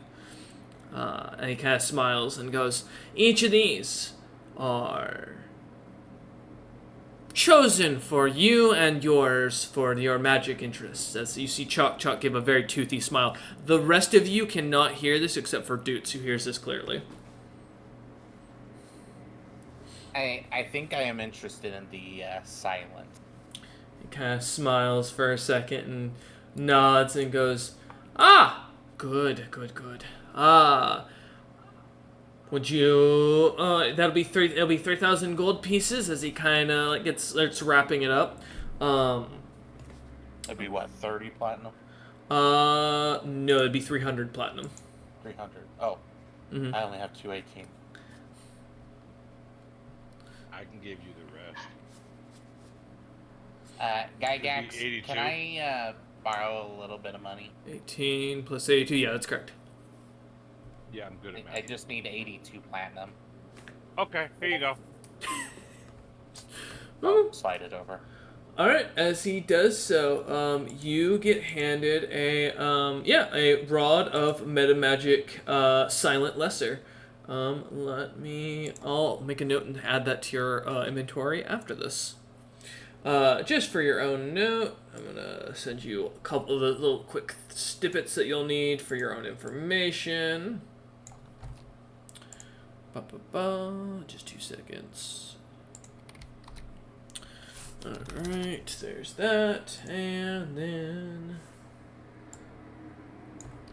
because this is the actual thing, there you go. As he hands it to you, the rod itself is made of a blackened material. It looks like it's almost solid obsidian. Although it's light to the touch and even cool to the touch, the rod seems to just have in psionic engraved into it the silent spell on it. And then for reference, Robert, yours would do 1 time a day or 3 times a day because it is lesser. Okay, cool. As he kind of looks about at each of you, Chalk kind of suddenly smiling, a very toothy grin. So, dudes, you heard basically all of Melvin's deal go down. Chalk's accent becoming clear as he described the items. Though the rest of Tun and Gygax looked kind of completely distracted, or as if they weren't in on the conversation. Okay. Well, yeah, as you pick up, or as you hand over the platinum pieces, Chalk happily hands over the rod, and kind of looks at the rest of you almost expectingly to see if you're going to leave or if there's anything else. I mean, there's no metal to be had, so I don't got anything for now. All right. As the party, I thought, or you guys said you wanted to head to the listening knife saddler to see if you can find magic potions. Mm-hmm. Okay. Yeah, as you head back over into the center road, heading down towards the shop, you see Four working about his shop. Entering in, he kind of smiles happily, seeing you lot, and goes, "Ah, welcome," as you hear in your heads. Young visitors, please don't give me a name. Please read the sign as well, and it says on there specifically, do not name the Thrycreen. I'm glad you said something. I was like 2 seconds away. Please. So shall we just call you Shopkeep? Four is the name. Oh, like the last gentleman. Four is the name. Okay, Four. Ah! Or Thank you! Glad to hear you understand that I don't want to die. What can I do for you, large Yes, of friend? course. I came here. I mean, we're about to go into the caves again to go and get something for the master. And, you know, we don't exactly have a lot of healing capabilities on our side. I think we've got a little bit, but I'm not sure. But if we're injured, we're pretty much that way until we rest. And I was wondering if you had any, balms or Oils or liquids liquids or you can such. drink. Yes. That would heal us in times of battle. Let me just confirm something for you. When you say battle, what is battle? Well, mostly us fighting, but in this case it's me trying not to die from trying to bring a creature back without injuring it. It's mostly to keep me up. eating heads, but not We're allowed gonna to eat your head strap a this time. creature to his back, and it might hit him. He kind of nods and goes, okay. I don't know what any of that means, but I have potions that can keep you alive.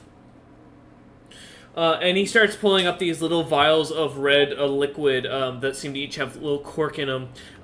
He sets up 10 of these vials on the counter and goes, these 50 gold pieces a piece. And he pulls out a little bit larger of ones that are about double the size and sets them down like right behind the thing and taps them and goes, these 300 gold pieces a piece.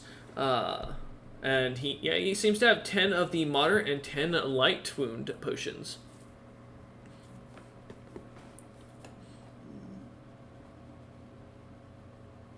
What do you think, fellas?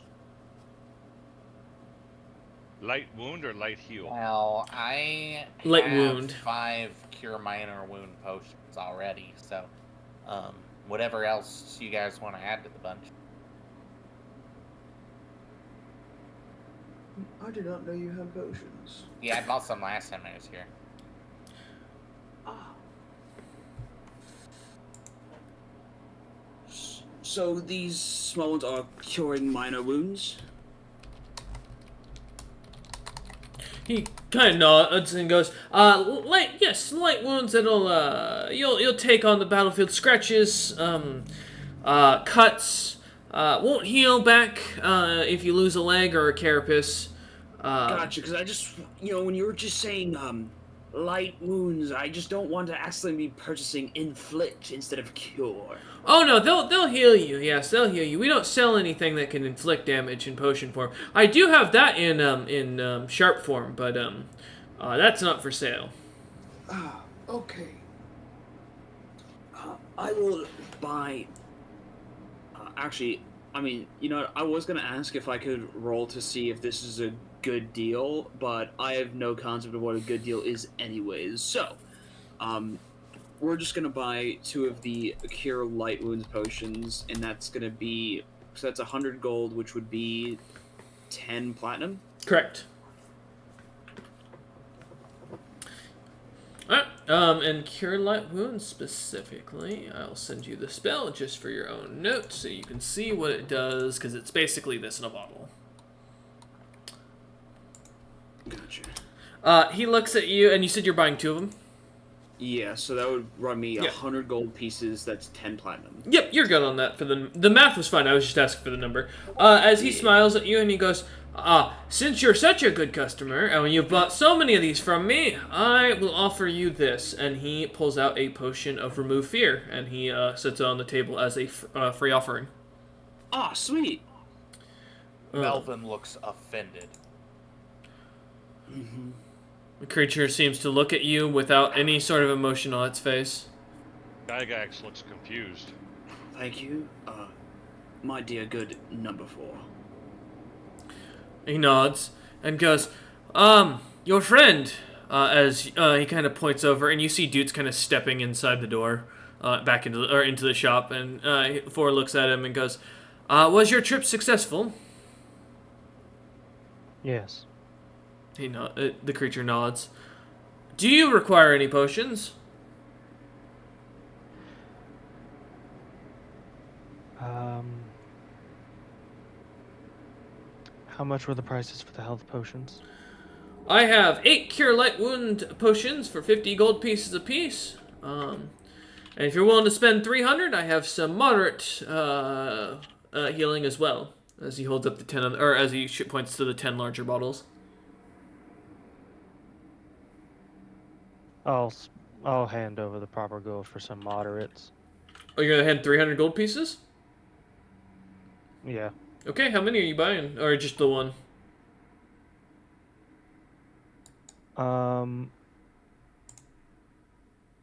I'll buy 2. Okay, so that'll be 600 GP. You can remove. And for your own notes, I will send you what these do. But feel free to add a potion of Cure Moderate Wounds to your inventory. Also, so the potion that was resist fear. What was it again? Oh, yeah. So remove fear. I just did I forget to send it to you? Here. Let me send that to you real quick. Thank you. Yeah. There you go. All right. As the potion keep kind of looks at each of you again, and kind of expectingly waiting, and goes, "Any other potions that you're searching for? I endure the elements, hide from animals, hide from undead, maybe. Jumping, magic armor, mage fang, magic stones. I can continue going down the long list if you'd like." I have no money right now, or I'd get some mage armor potion. No, the creature nods.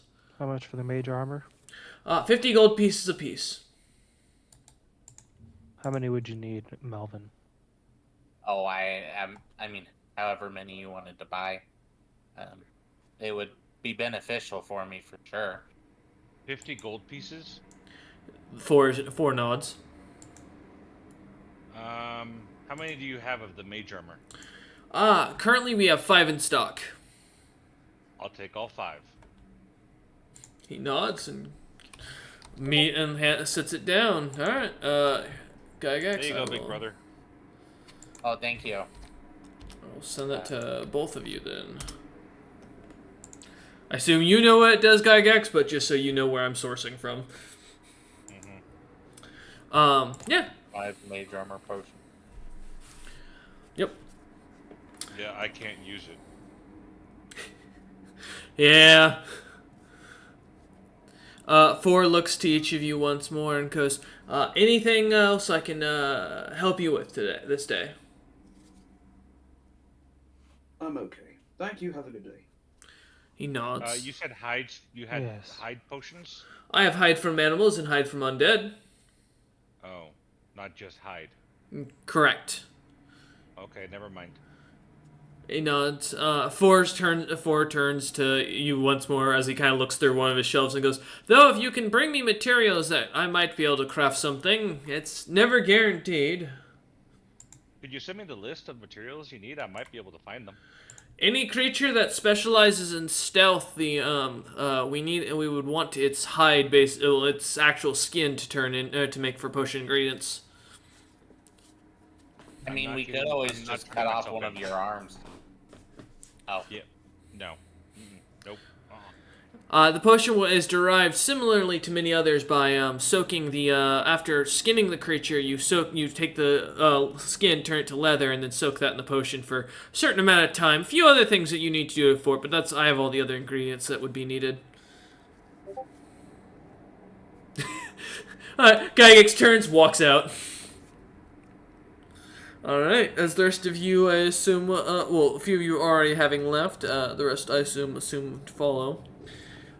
You find yourselves heading out of the city, towards, the, city gates. Is there anything else you guys would like to buy or stop by while you're here? Nope. Alright. Silence and no's will be taken as you lot head in, or head down towards the caves.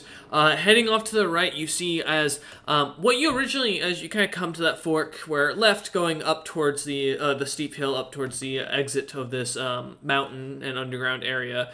To the right, you see the multiple cave mouth openings that no longer seem to be affected by the large runes that were carved on the side of the walls that none of you seem to notice. As the image or the designs on the walls that were like carved into it seem to be taken down and moved as runes were found behind them. Noticing pretty quickly these were some minor illusion spells that you all kind of notice seems to have opened up, showing you the three different tunnels that pop up from the different caves that you had found earlier, where you had assumedly originally thought had caved in or closed up some way or another. As you look about, the tunnel opens further, or goes further in with the little river going in, you lot walking down into the cave, following off to the leftmost path of it. You see where the pieces of spider bit still lying on the floor, the blood on the ground from where you lot did battle. Looking about, you come to the center chamber once more. And for those who don't remember the map, I'm just going to post it to save you some time for you to jog your memory a little bit. I jump on the spider pieces, smashing them. Alright, as you do so, you hear a slight crunching sound under your feet, some liquid kind of spewing a little bit that's still in there.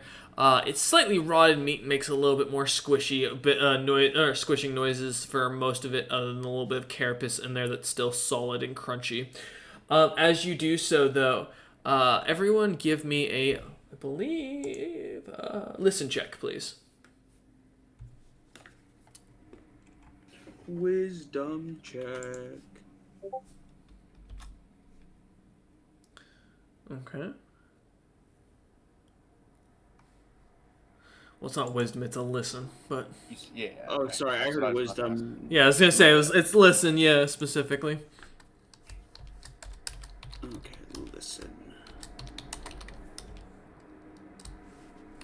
29, that's a nat 20, by the way. Oh, nice. Oh, that didn't roll properly. No worries. Here. So it would be a 14. 14, okay. You... I got a 7. You also got... Okay. As you all listen in, you hear the sounds of the running water for most of you. The sounds of slight wind kind of pushing throughout the cave. The slight sounds of snapping, or like a clicking sound on rocks, coming from further in the cave.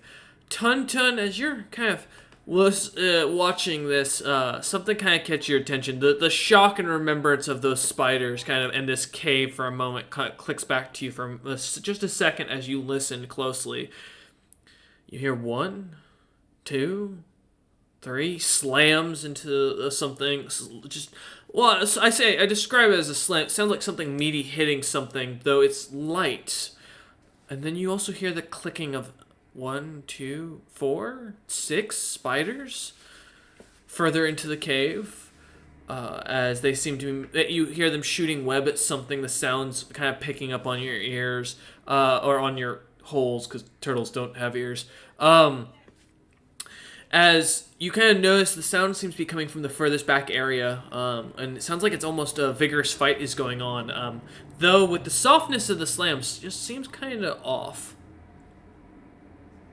Tonton is going to move towards the sound. Okay. So yeah, Tonton's going to start moving it to the confusion of the rest of the party. Yeah, as the party just kind of heads in, you start running or kind of following after, I assume, or is the... Yeah, following the noise. Okay. As you follow through, Gygax, Melvin, and Doots, you watch as Tonton kind of walking through the water, wiping his feet off a little bit onto the, or stomping slightly on one of the spider bits as he goes by, seems to start heading deeper into the cave.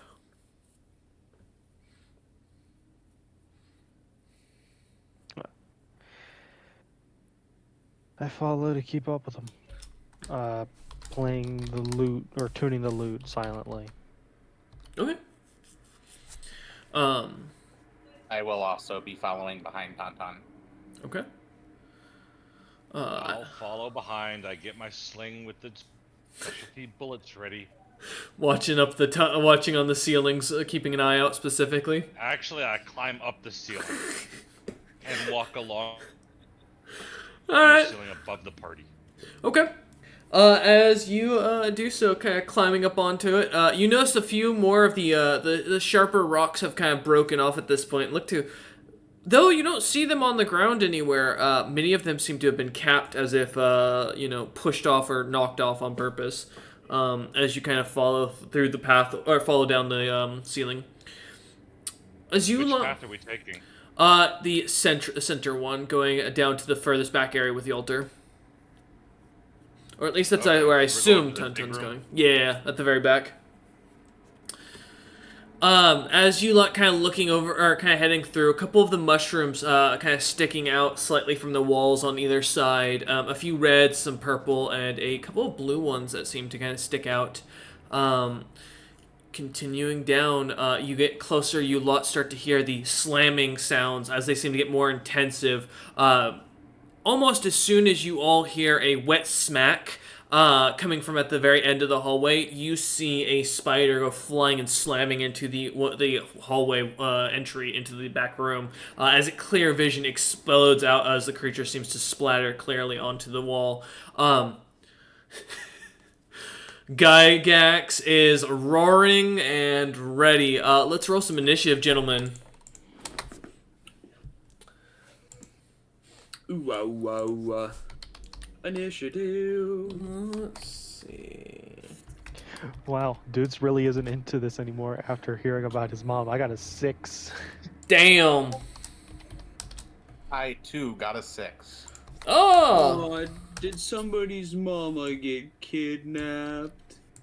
I will take this entire quarterstaff and shove it up your ass. Well, I didn't even get to know my mother, nor my father. Let's see. I don't think it rolled for you, Gygax, as a heads To up. be fair, you're literally Yes, from the because that species caps hunter lock where your song. parents don't raise their dog. God. Oh no. You could never know how I feel. My father. That's... Wish our friends not food. One day he finds out the mountain he was sleeping on when he decided to leave, it was actually his mama. Alright. Could you imagine? Let me get my initiative order up and ready there. No, it totally wouldn't be the case. Tonton, what's your dex? My dex is a 14. Alright, so the spiders go before to you. Alright, as you lot, still at the, not even having gotten to the entrance, only halfway down that hallway, right at where the little side entrance is. As you begin to prepare yourselves for battle, getting your weapons ready and getting your items going, you watch as the creature, for a moment, you see like a morph troll arm kind of fling out in front of the entryway, and then seems to retract back almost in an unnatural form. As a spider goes flying, it's going to make its attack against the spider.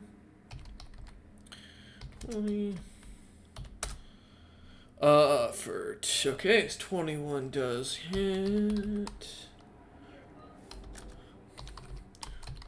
As you watch, the hand goes slamming into the spider, almost killing the spider instantly, as it slams into one of the further back walls, splattering against it. It's going to take its other turn, or its second attack. As this creature is going to continue to try and defend itself. Apologies, I'm just checking my 2-hit modifier here.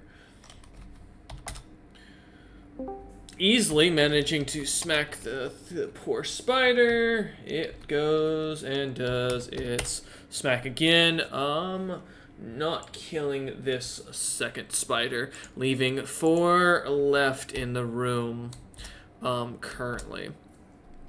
As the creature kind of prepares itself, kind of watching and waiting, Gygax, you find yourself about, what is that, 5, 10, 20, about 25 feet from the entrance of the that room, standing on the ceiling with nothing in your way, though no spiders within eyesight, except for the dead one.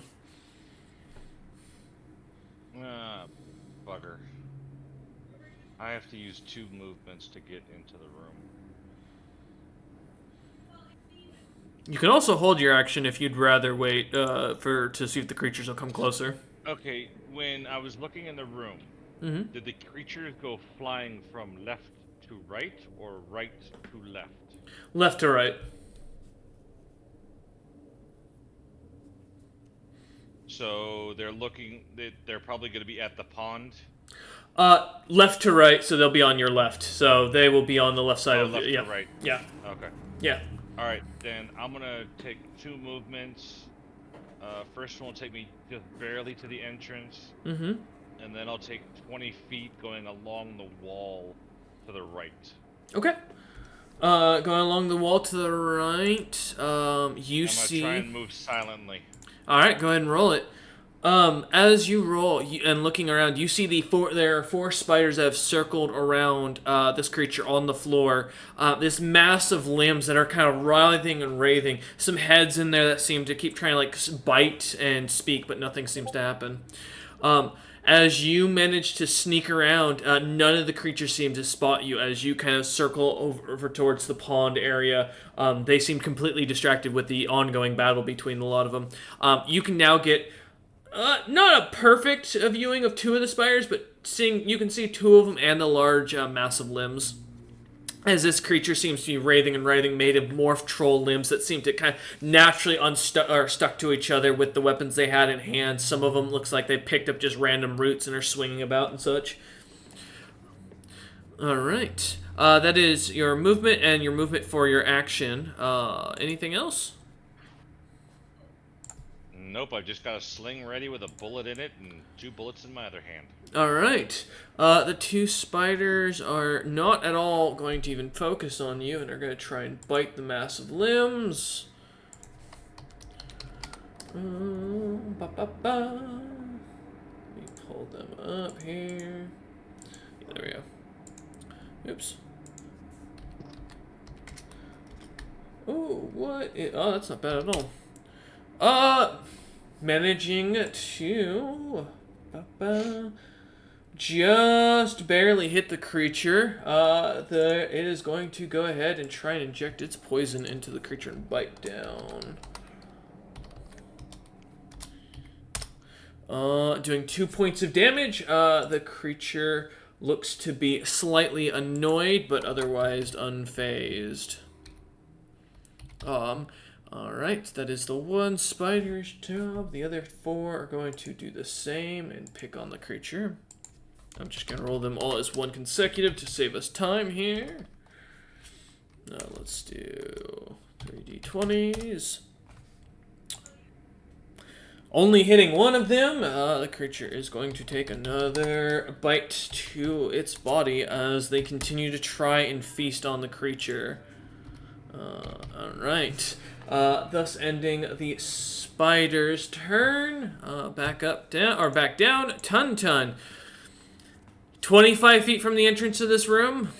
Another roughly, let's see, 5, 10, 15 feet from the group of in the room off to the left. What do you want to do?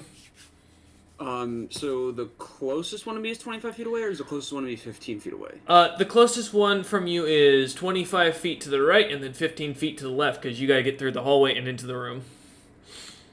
They are basically, you gotta go 25 feet through to the end of the hall, which opens up into the room, and then the to the left about 15 feet in.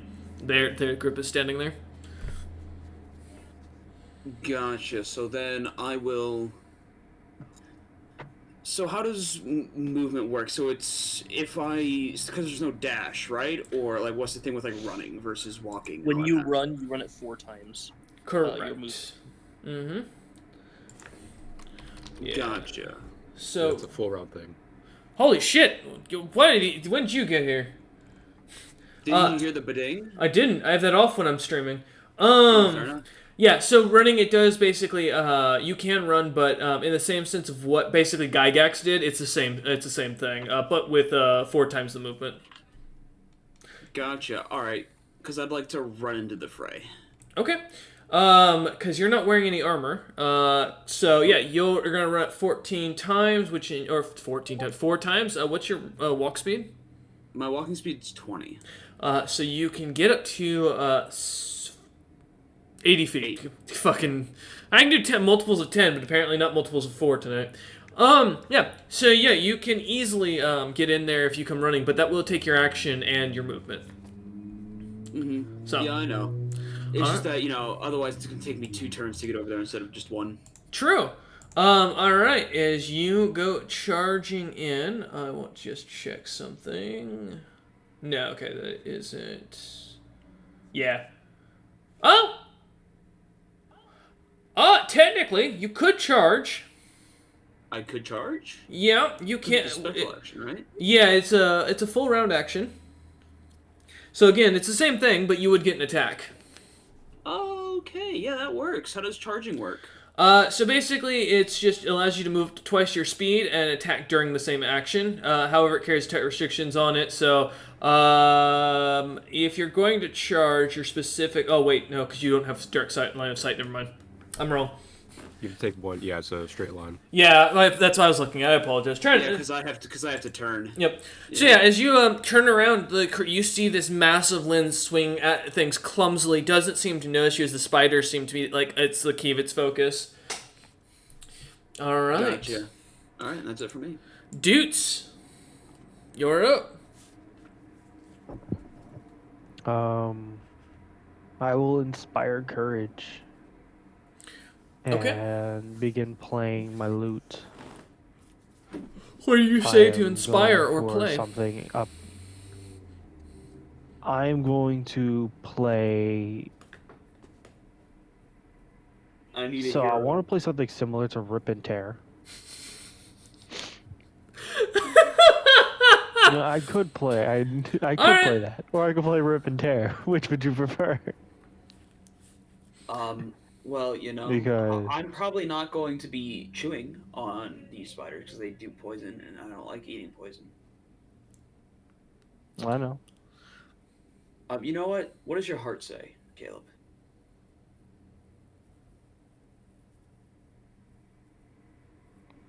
My heart is saying Rip and Tear. Alright. Rip and Tear until it is done. Give me a perform sing thing. A roll for me. Let's see what you got. Or play for instrument if you have that. Either one will work. Because I know you I may got have a 10. 10. It's an average performance. I'm telling you, I'm not in it. Yeah, your My mind's mind is distracted. elsewhere. You're just you're playing the tune. It's badass, but it really doesn't seem like you're into it. You're kind of singing it. No one's really listening because it's just not very enthusiastic. Yeah. So what does that give for the party? For the party, to inspire courage, or I think I said courage. Yeah, if you want to paste it into the chat for the group so they can see it. Yeah. That'd make it easy for you. Perfect. Yeah, as you start playing your instrument, kind of distracted thinking about home. Give you a sec. Oh, that's right, because you're on your... I forgot. There we go. Yeah. What, fix it. Okay. So for the next 5 rounds, they will have a +1 to morale bonus, and on saving throws against charm, fear effects, and a +1 to attack and weapon damage rolls. Oh, okay. All right. So yeah, as you start playing this, still slightly distracted, you're standing 30 feet. You haven't moved. You're 30 feet from that entrance to the room, and then the 15 feet to the left, you'd see the group, the massive limbs and the spiders duking it out. What would you? I mean, did you like to move at all, or are you just gonna stay in the hallway? I'll stay in the hallway to make, hoping that I can be heard. If not, I will start approaching, but I will find that out next turn. Gotcha. Okay. All right. As you end your turn count, well, you're not moving, and as my rule, it means you get a second action. Is there another action you'd like to use?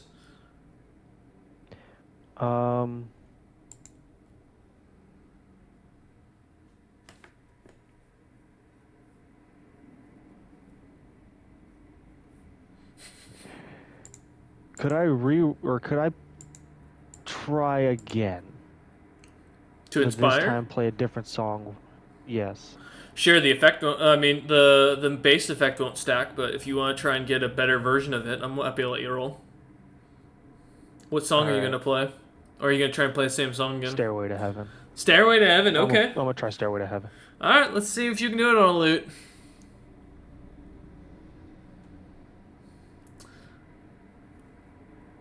Gotta have decent rolls. Come on, man. Come on. I gotta reload the entire sheet. It's about to be a Stairway to Heaven for Tun Tun in the background. That's why he's playing the song. He knows what's coming. He can feel it. Well, 14 this time. 14. You lot feel a little bit more inspired. Slightly feeling a bit more like you can take on the situation. The music's slightly giving you that boost. Gaining you a bonus effect of a +1 to your reflex saves. As the song continues to play and you feel the inspiration not to die and thus to increase your reflex capabilities tonight. Alright, as Dude starts hammering away at his lute, playing the song, little sparkles, like flashes going off in the background, yeah. Belting out a singing voice, some of the guards in the distance kind of like jamming out to the song, you know, not wondering where the fuck this is all coming from, you know. We drop down to next onto Melvin. What would you like to do, Melvin? You're currently about 35 feet. I assume that you'd be at the back of the party, so from the entrance. However, you do float, so you don't have any difficult terrain or anything to get past dudes. Well, I am going to go ahead and just... I can't do a whole lot because my flying speed's only 20, so... Fair. I'm gonna fly forward. Okay. You fly forward 20 feet. I said 35, so you'd be 15 from the entrance. You can see Tun Tun kind of slightly... like his tail, the back of his tail, you can kind of see it sticking out the tunnel, or out the side, or the opening of the tunnel, or into the opening. God, man. Dudes, you can't roll, I can't speak. It's one of those nights. Because I also got fucking water down the wrong pipe, so excuse me as I'm choking, gentlemen. Yeah, so as you come up to the 20 feet, is there, or do you want to do double the movement, Melvin, or are you just gonna... Yeah. Okay. Yeah, as you come out, the extra 15 feet, extra 5 feet out, you are now floating behind behind Tun-Tun, as Tun-Tun looks on at the giant, massive limbs, seeing the 2 spiders on this side, and another 2 on the other side that are currently blocked from view behind the creature. The lyrium in the room does start to glow slightly as you enter into it, Melvin. I would like to fly up just high enough that the massive limbs can't hit me also. Okay. You float up your full 35 feet as you ascend, basically hitting your head, almost hitting your head on the ceiling, as these limbs are quite long and tall. Alright.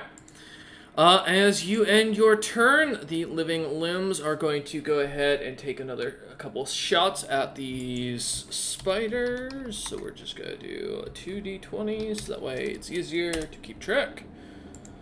Man, that's not the greatest. Plus that... Oh, well, no, I still hit. No, nothing to worry about. Alright. The creature is going to smack down on both of them. Critting for damage on the first. Nice.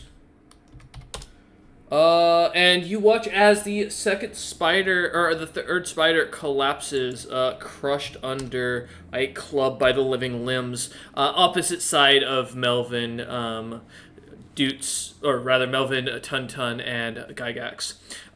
As you lot kind of looking at the creature, it seems to not getting closer or move at all, as it takes another swing at these spiders. 20. Oh yeah, because of that.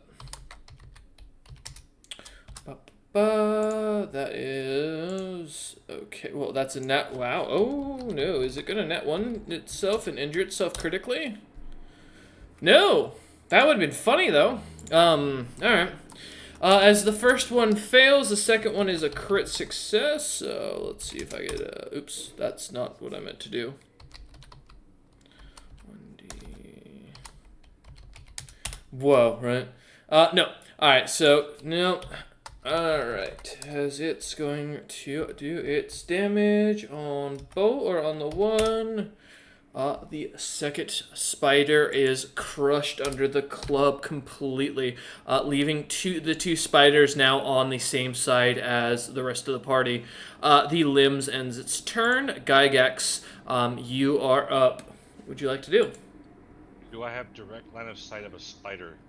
You do. It's on the ground. It's not looking at you. Its ass is towards you. In fact, both of them are, technically, as they're both focused on the living limbs mass. So, I will be doing a sneak attack, sling attack. This is personal. Oh, no. Alright. Well, they haven't noticed you, so yeah, fully.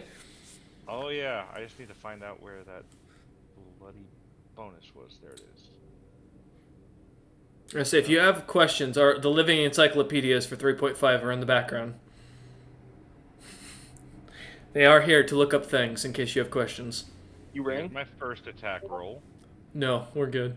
15. Okay. That does hit. Okay. Just barely. Don't forget, this is the special bullet that is aimed for their butts. I know, but they still do have a flat foot of 13, so, or 14 rather. So. And then here's the damage.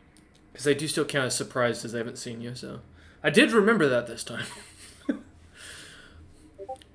All right. Yet it pops as you start slinging it about, smiling if you at the wickedness of what you're about to kind of do to this poor creature. You let go of half the string, half the sling. The sling ball goes firing, immediately direct hit right into the back of the creature. You can't see the creature's expression and surprise in that situation, and utter shock of how it just got a butt plug shoved in its ass violently, and it was not, that was the last thing on its mind today, if at all. But But if a creature could look any more both terrified, shocked, and in pain at the same time, I'd be shocked, or I'd be surprised at this point, as the spider jumps at the hit up in the air, looking as if it's been startled, and turns around looking about for you. I'm gonna roll its spot just to see if it catches you. Because it moved, it got an extra damage. It will take the damage, yep. Let's see. Just 1 extra damage. Yeah, I'll add that. 5.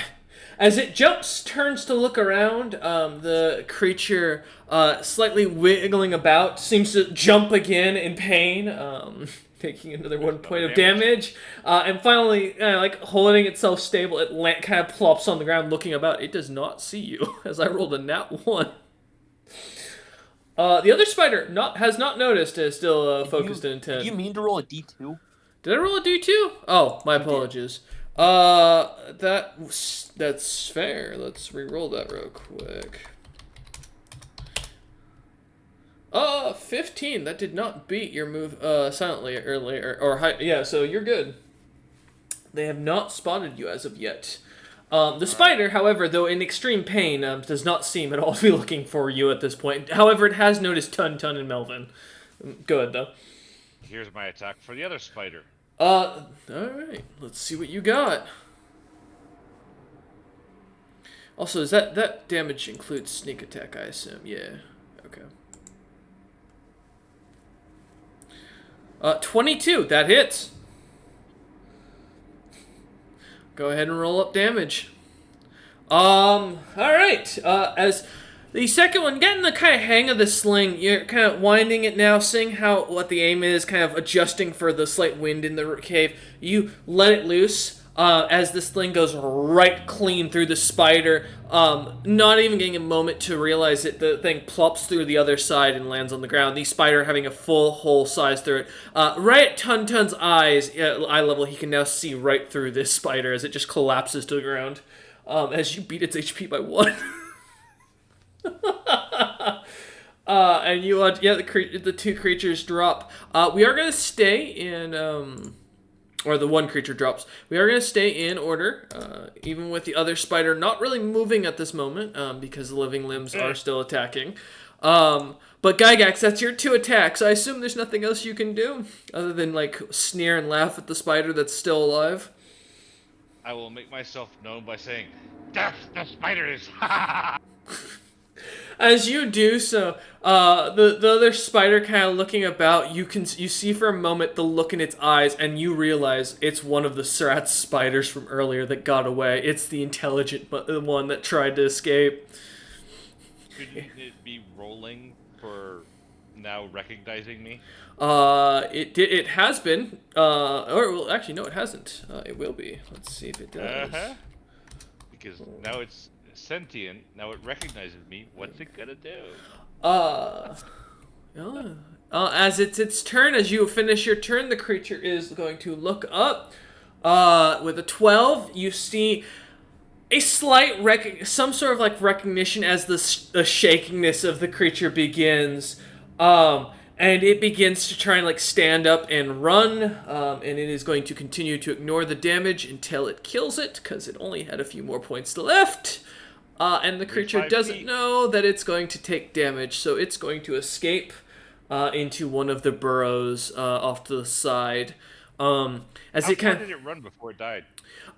You watch as it goes into one of the little like tiny little holes that are like kind of splotted throughout the cave, and disappears in one of the spider webs. You don't see it anymore.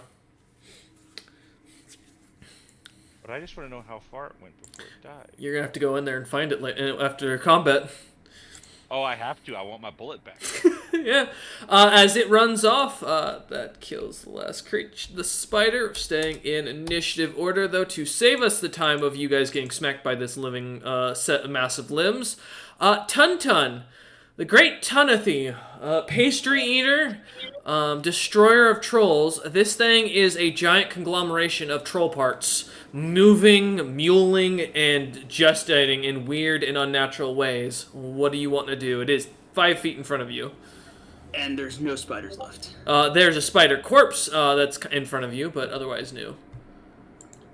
I give it a pastry.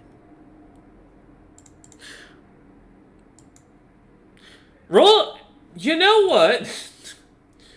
Technically, it's not listed as it's an aberration, so technically it can be tamed. Roll a handle animal. Let's see if Tun Tun can tame this creature. Okay, that's a 16. That's a 16. In fairness, I'm gonna roll its own thing to see if it can resist. Give me 1 second to find my table, because I don't remember what this stat specifically. You know, like, because in my mind, you know, we're fighting the spiders. We haven't fought against it. We came in here and helped it out. You know, here's a pastry.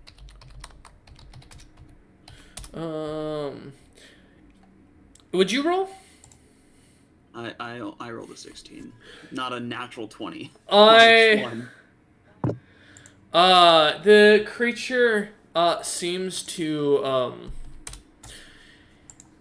kind of like look at the pastry and doesn't seem to comprehend what it is, as the creature just keeps jostling and not moving. It's not attacking you, but it seems like it's not getting any closer as it just keeps wiggling about, pieces kind of moving in, getting absorbed, and popping back out. Yeah.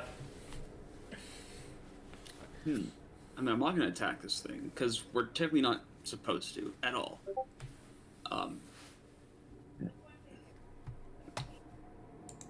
I guess, I'll show what this is by pulling out another pastry and eating it, and then, once again, nudging the pastry towards the creature to show it's food. I give you food, friend, ally.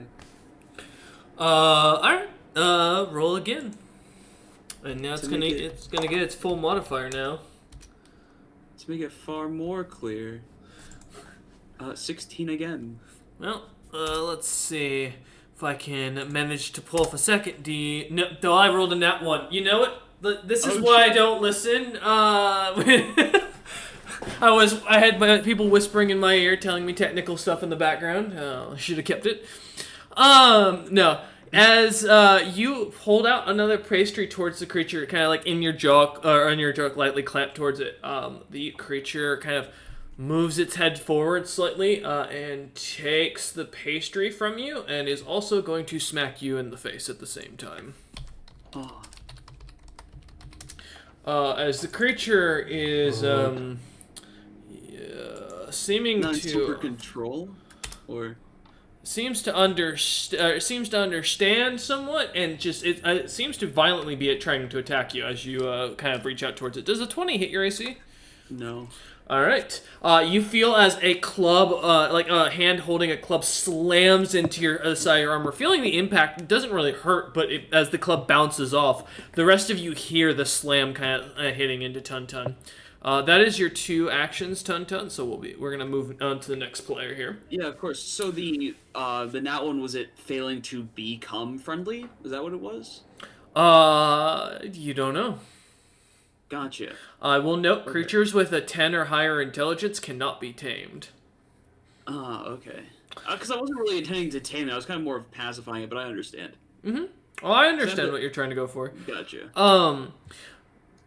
Dutes, you are up as you watch Tun Tun get his pastries denied, one even eaten from and taken from him.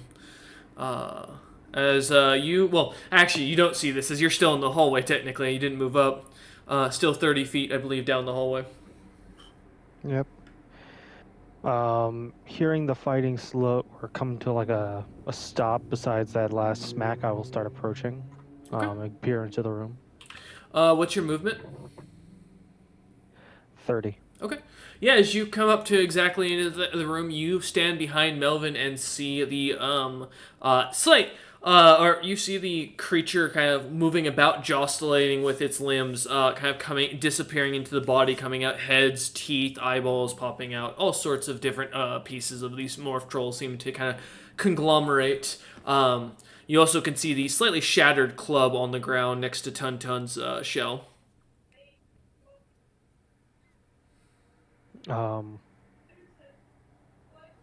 I will start trying to speak in Giant, see if it while it is made of Morph Troll, maybe it understands Giant still. Okay. What are you gonna say in Giant?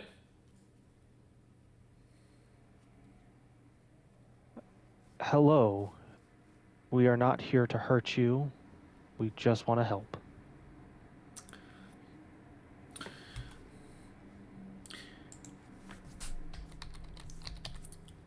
It takes a second, as if the creature stops moving and unnaturally stops forming pieces of it. As it does, the creature kind of, you hear a weird conglomerate of giant mixed together, as if like 4 different voices in different pitches are straining to say, as they say, Bardris. And the creature seems to kind of like the mouth seem to kind of disappear from the skin altogether after it says that.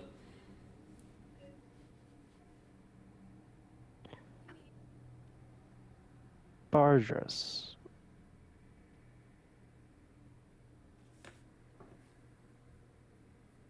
Creature does I not will respond. then switch back to common. Okay. Do we know a Bardris?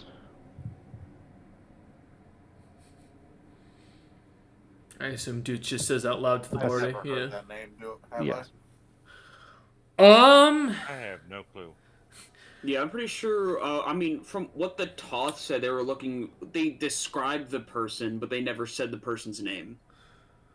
Nope, he said that the tool belt that you got belonged to him, and the belt has a name on it. Because the belt had Bardris' name on it. Mm-hmm. I just don't remember us actually looking for the name on it. Nope.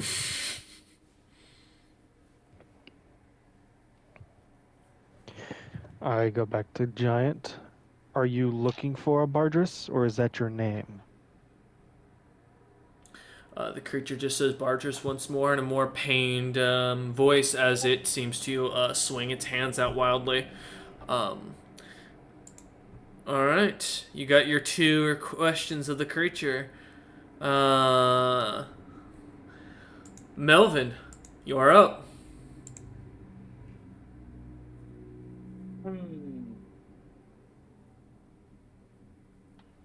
I will cast Dade on it. Oh, okay. What's the save? Does it have 4 or fewer hit die? It does. Then it fails. Ah, shit. Okay. Alright, what does Daze do exactly again? So it has no actions for its next turn. God damn it, Melvin, you know me better. Alright, yeah, as you watch as... Hey, I can't harm it, but they didn't say anything about that. Yeah, Melvin his eye stalks seem to slightly glow as the creature seems to kind of move about weirdly and then like kind of seems almost stunned still as it stops morphing or moving. It won't last very long, so you might want to figure out what the hell to do.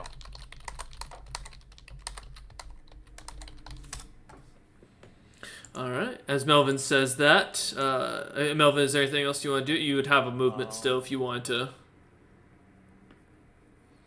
No, I think I'm where I want to be for now. Or another action if you had anything else, yeah. Okay. I don't hear anything else coming our way, do I? You can give me a listen check.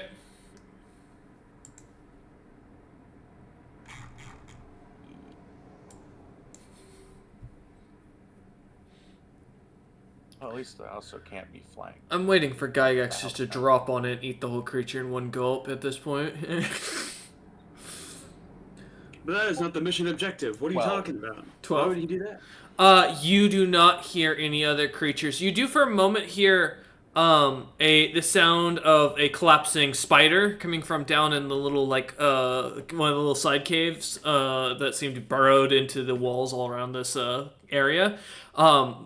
Mostly as where you saw the spider earlier that tried to escape. Alright. As you end your turn, though, you hear nothing else. Living Limbs can't do anything because it's dazed. I I saw the same thing. Don't worry, I got told that by the second encyclopedia, and I have a reason for why I'm letting it. The creature seeming to not be able to move. Gygax, you are up.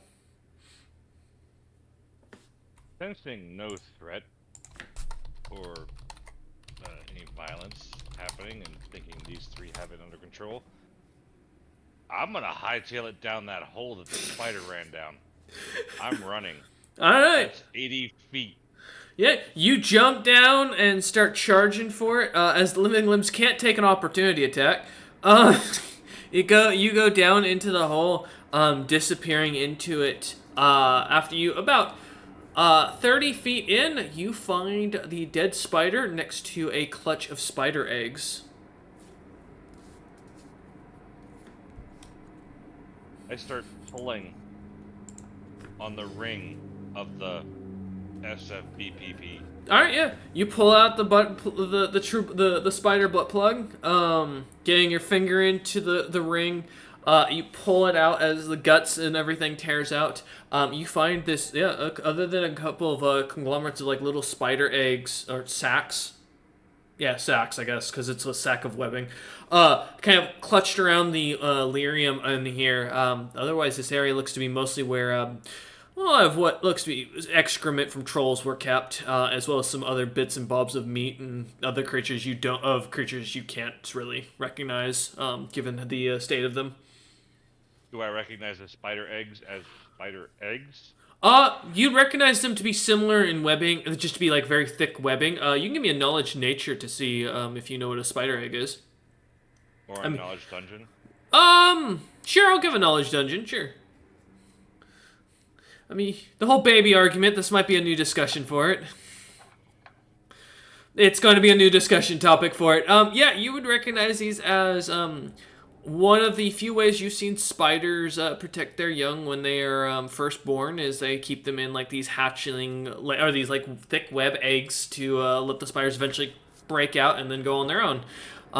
So there should be a lot of very weak and vulnerable spiders in there right now that are glowing next to them. How big are they and how many are there? The eggs are only about maybe 3 inches wide by about maybe 3 to 4 inches long. And you see like a clutch of about 7 different ones that are around a couple of different groups of, or a couple of different lyrium rocks that are sticking out. I start screaming, kill the spiders, and start bashing. All right, as you start going and squishing about, we'll come back to you in a minute. The queen of the spiders, who's been watching Gygax this entire time as a CR21 monster, begins licking its lips as it watches on. And as it's its turn, let me roll for its move silently check that it's been doing this entire time. No. The spider eggs are going to roll to save themselves. In a sense, by seeing if they can hatch into very tiny spiders. And they failed to do so, so thus ends their turn. Tun, I know you just went on mute, but I'm demanding you return. Okay. It is your turn. Fantastic. So the creature in front of me is currently still violent. Yes. It is. I don't like that. But it's dazed for now. It is dazed. Okay. Then I am going to simply... what's the closest ally to me? You would be behind you would be Dudes. How far away is he? 5 feet. 10 feet behind you at this point. Alright. I'm going to back up 5 feet. Okay. You back it up on Dudes.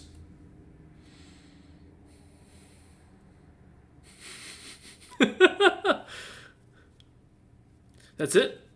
I mean, I'm a classmate from bare knuckle boxing. It's like, I really don't know what else you want me to do here. Alright, fair enough. Dudes, you're up.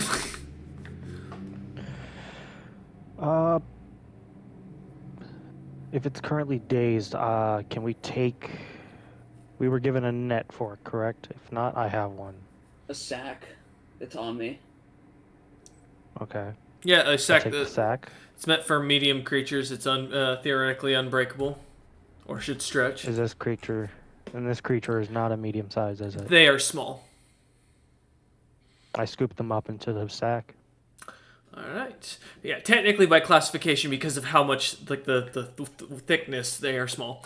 Yeah, you okay? Make a grapple check. It still can wait. I don't see. Actually, technically, there's nothing that says that it affects its grapple. Can't take an action. It's true. Grappling is an action. All right. Yeah. How much can you lift? My maximum is 86 pounds. Okay. It is a small creature in technicality, which I believe would put it. So yeah, you are able to pick it up as you get the sack around it, climbing up on top of it. The creature not able to move. As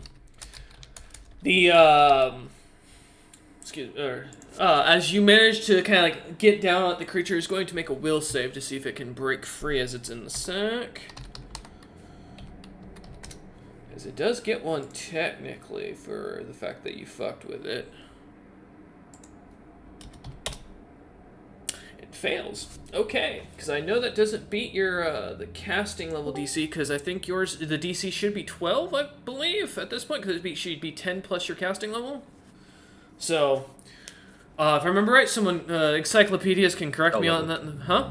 10 plus spell level plus their casting modifier. Oh, so yeah, no, he fails. Because I did not beat Melvin's casting level.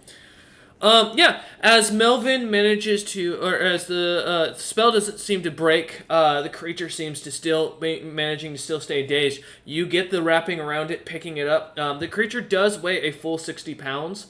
So as you kind of pick it up at first, Doots, it's definitely heavy and like wide, but you manage to get it over your shoulder, and the creature seems to stay. It will continue to periodically make will saves to try and break free of this day spell. Does it? Oh, it does. Okay, good to know. That's really good to know. Yeah, as Doots finishes this up, Gygax comes, I assume, back out now, having crushed the spider eggs, the 7 that he found. What about the metal ore I found in there? Oh, did you want the lyrium? The blue glowy stuff that makes your tongue go numb? Well, it's ore, isn't it? It is, technically, yeah. Yeah, I take a few chunks. Okay. Yeah, as you break off some, just give me a strength check to see how much you get. Because these are, like, pretty big, like, shards of gemstone, basically. Gemstone crystal, yeah, roughly.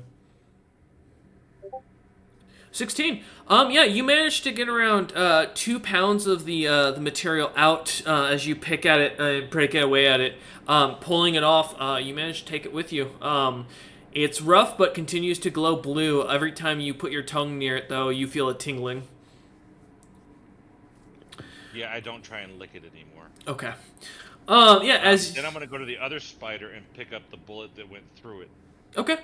Yeah, as you come back out, coming out and joining up with the party, Gygax now having a big bluing rock with him, recognizing this pretty clearly as lyrium, you lot now have a bagged creature.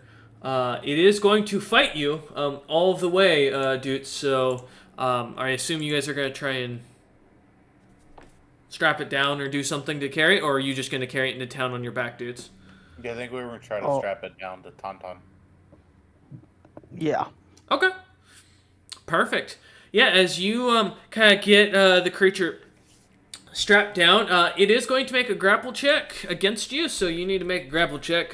Doots and anybody that's helping can also make one. All right. If you don't know what your modifier is or how to get your modifier, ask the encyclopedias. Encyclopedias, assist me. There's my grapple check, 31. Thank you. I don't think. Is it just a D20 plus my strength, or like what's the deal with grapple? No, grapple's actually a skill. Grapple is not a skill. Oh. It is not. I have it. We don't have No, that there are skill. feats that give you specific skills. Yeah, it's just your base attack bonus plus your strength modifier plus your size modifier. You're medium, so you don't have a size modifier, so it's just strength and your base attack. Okay. Although with a 31, I've already lost. Nat 20 for a 22. Nice, so you compete with it. Alright, Tun is not competing, because I assume Tun's just standing there while they tie it to his back. You know, that's actually very reasonable, unless you want me to just... Like, turn around and like, hold the string with his mouth or something like that, hold it down. Push my back onto him, you know, just really... Lean up against a wall with him there. Yeah, you know. Yeah, as Gygax easily managing to kind of figure out where to pin this creature down after eating a couple of the trolls and having fought a few, it's not really hard to figure out where the center mass on this creature as it moves about is.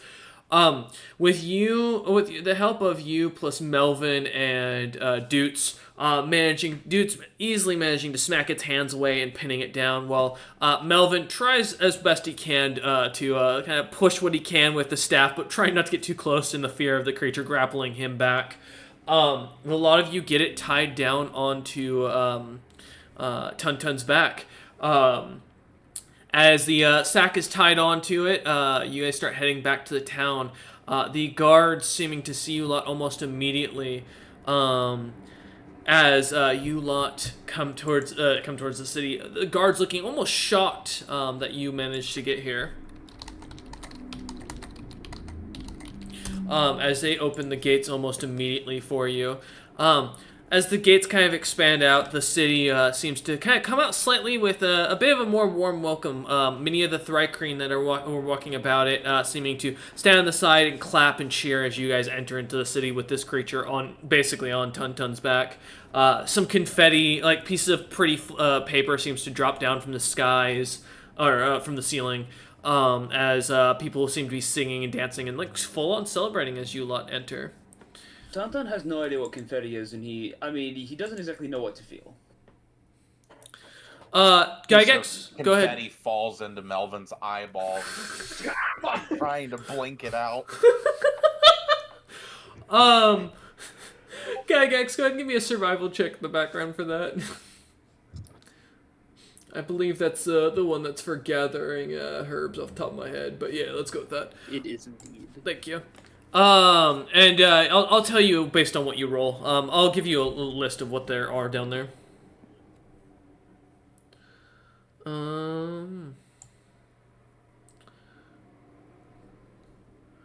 Alright. So you find, alright. I'll just give you a listing.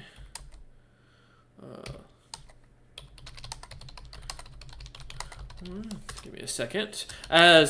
So wait, Tuntun, you gonna try and bite the confetti out of curiosity? No, I'm just kind of Tuntun doesn't really know what to feel. I mean, it's not. He doesn't think it's a negative thing because people around him are happy, but he doesn't exactly know what's going on.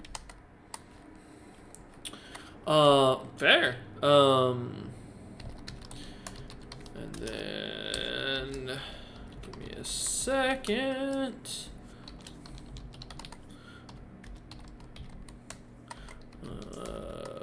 Potions worth. There you go. All right.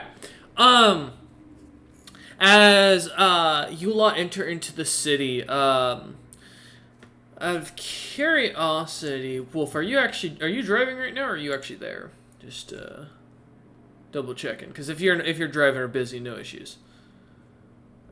Well, he's on mute still, so I'm going to assume he's busy. All right. Oh, you're here. All right. Yeah, perfect. I want to make sure.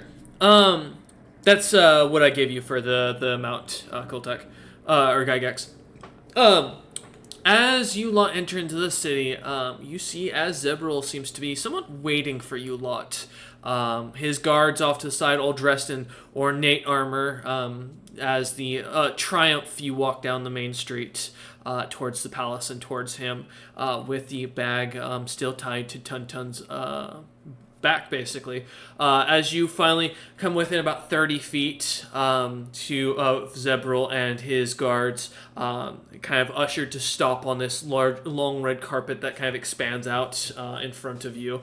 And one of the guards all the guards start to kind of kneel off to the side with their weapons still pointed up at the ceiling when Zebril stands to speak. Quick question. Mm-hmm. Before, did Zebril offer them anything for completion of this quest specifically? He did not. Gotcha. We foobarred last time. Indeed. Heroes. Monsters. Whatever you wish to call yourselves. Welcome. And congratulations. This is a monumentous day. I will motion for some of my guards to run up and take the creature off Tuntun's back. Yeah. They do. Careful, he's a little feisty. The guards kind of look at you and nod, and kind of grab it, and the creature starts to fight. And you see as it tries to grab at the rope to open it for a moment, the two guards seem to manage to close it up just in the nick of time as they walk off, like kind of dragging it on the ground. Every once in a while, like smacking it with their pole arms. Tuntun will make it clear though that we found this creature in combat with spiders. So although we did no damage to it, it might have gotten damaged while it was fighting the spiders. Interesting. Well, that is no worry. I show one of the bullets I have. See? Spider blood on it. We killed the spiders. Oh, yes. Bullet? Yeah, do you want to describe a Gygax what this what your sling looks like? It's a metal cork with a ring on the ends that I'm holding, and around the sides of the cork are metal fish hooks that, yes, if stuck in certain locations, becomes very difficult to remove. Oh, God. Yeah, I think I say that in character. oh God. I call it the SFBPB. The SFBPB. And what, pray tell, does that stand for? Wait one moment, please. He's gonna pull out a full patent here for you to show you. Oh, there it is. Right in chat. This. Incredible. Thank You you. all- I'm so happy with the design. Yes, I can Truly imagine. a monster. Truly something of horrors. Well, listen.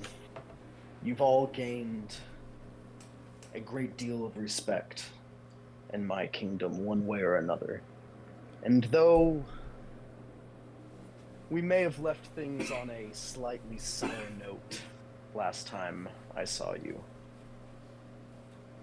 I hope this is proof of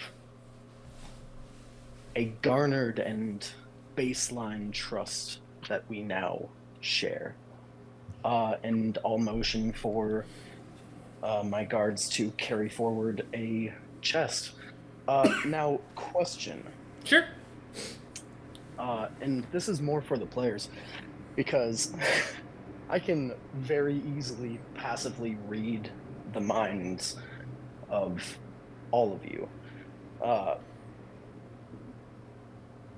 What are you guys hoping will come out of that chest? Oh no. Oh no. I'm gonna keep my mouth shut and I'm gonna step away for a sec while I choose.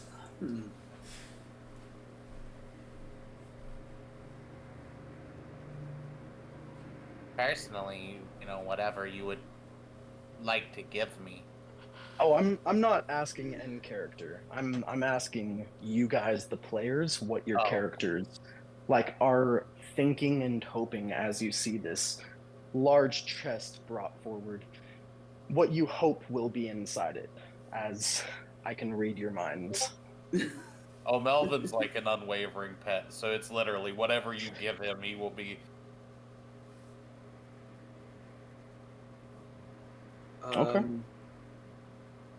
For Tun, he's kind of like in between. It's like, man, either I really hope there's pastries in there, or some kind of like weapon I could use, something like that. Okay. But yeah, either or. Tun's like more stabby or more eating. I don't know. Awesome. For The rest? Gygax, it would be one of three things. Money, simple, okay, whatever. I got a ton of that, a lot of it. More information about mimics, even though you already gave me the book that gives me infinite wisdom on mimic knowledge from around the world. Or better spider killing equipment. Oh boy. Better spider butt plugs. No, I have the butt plugs. These are perfect. But better spider killing equipment. Better specifically spider Or killing equipment. skill. Interesting. Okay. Gygax, Spider Slayer.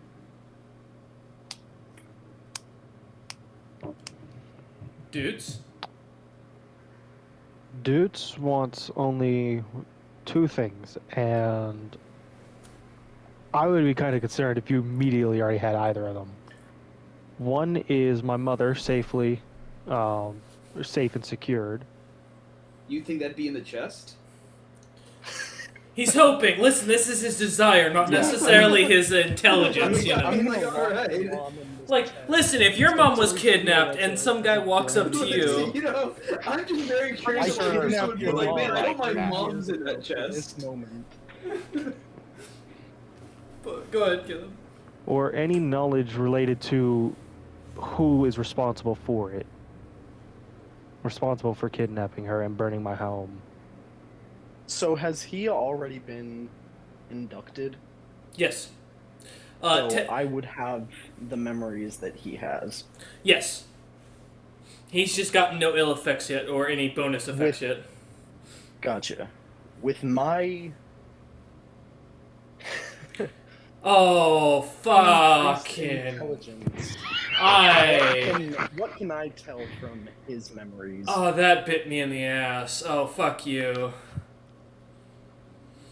Alright. I mean, you can PM me. I'm going to. You can share what you want. Storylines! I'm not even gonna try and say this worked out in my favor. This is just a or a good circumstance out of a poor decision. What makes that decision for, Caleb? Oh, because I know, like, going into this, I was expecting, like, oh yeah, not only will I potentially lose my individuality as a person, if Wolf dies, so do I. So why did you just choose to... No, you don't. No, it's No. not fully. You're part of the hive. If I die, maybe you lose your consciousness and I take over your body, but I will probably not choose your body. Yeah, I out feel like of yours is all one of of the them. last on his list. Yeah. Until you level up, maybe. I don't know. I think he would Unless choose you're me like- before you, man. Unless you turn into like an apex monster, there's very little reason I would take over your body if I died. Okay. I hate you, Wolf, for this. I know, like, I'm not actually mad at you slightest, but goddamn, this fucked me. This really fucked me. Alright, there you go. Storyline be a fun. I mean, hey, you know, I've got a storyline. Gygax look around, lost information. Oh wow. Incredible. Yeah, go ahead and give him that quest. Nope. yeah, let's say. Nope. Can I have this quest? Well, let me guess. It involves killing a world leader. Utham for reasons is interested. I already have a feeling I know what this is. You probably do, because you helped write most of the lore. What the fuck? What do you mean? He doesn't write most of it. At least edit. He edits all of it. I heard the description of what happened. I pinned in on who it was. Okay.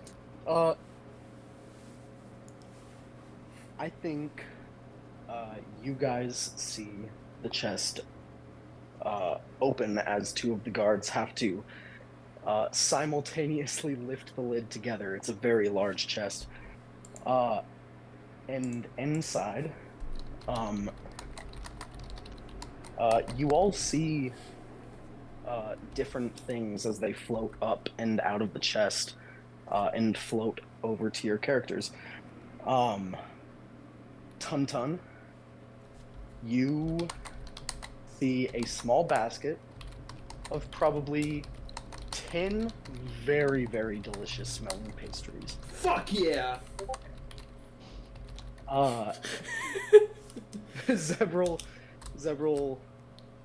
nods at you and says in your head, "These are very special pastries, my friend. I would only eat those in the heat of combat, lest you burn down one of the many beautiful buildings in this town." Oh shit, got it.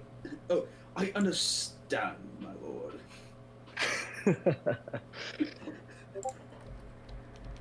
Fire Claire. Melvin, I think you see a large and very, very old tome, and can immediately recognize it as at least not from this island and what it's made out of, the materials, if it's even made out of anything from this world at all. And it is a very beginner book to opening up your mind to the higher plane of energies that you know a lot of creatures in this city wield.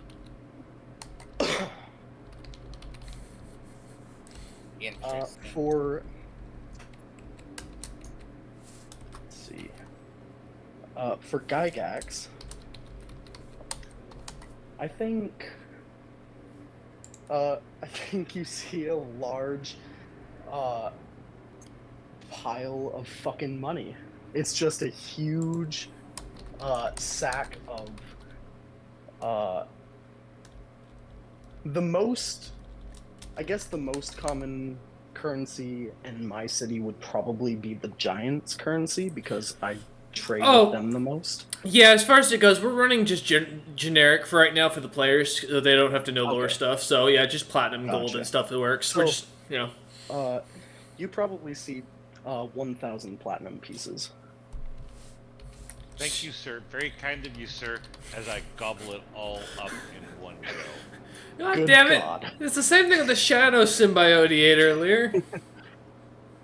He ate it? Look a little bit fatter now. So mad about that. I want that symbiote. Wait, you ate it? Technically, Royce, through you, said he could eat it. He could eat it. He could. And it did what it's supposed to do. He decided to. Thank you, sir. That Wait, symbiote from earlier still doing tasted what really you decided good. to do? Don't worry about it, yeah. Okay. Listen, I was gonna say, fucking shit. As you say this, you see Zebril's kind of distracted as he sees something in your shadow for a moment inside your mouth, an eye that seems to appear as if it wasn't there before and then disappear. Okay, vibes. If it works, it works. And going to Doots,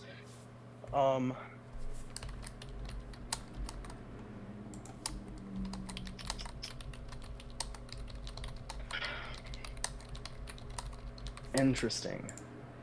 He's really just mostly concerned about his mother.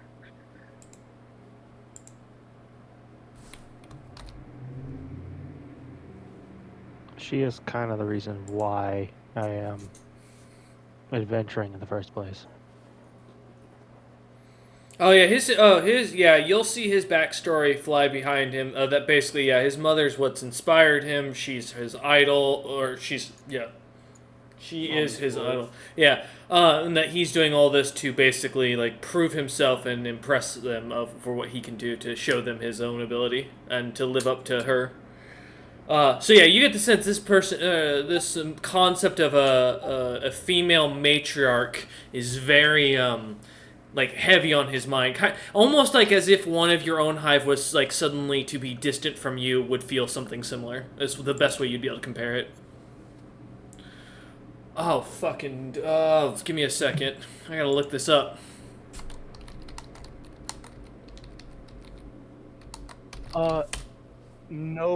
No issue right now, Royce. It can be described more later. I'll text you what it is. But I think you see a very, very beautiful cloak made of gold and silk kind of threaded together float out and wrap itself around your neck.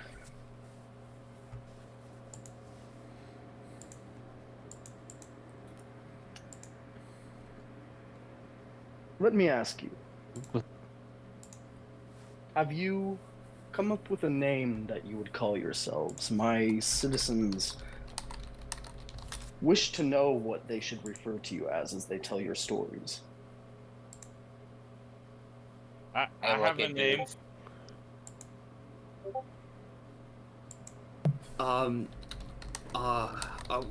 feel like we should look to Doots, our dear party leader, to come up with a name for the group. But I have a name. I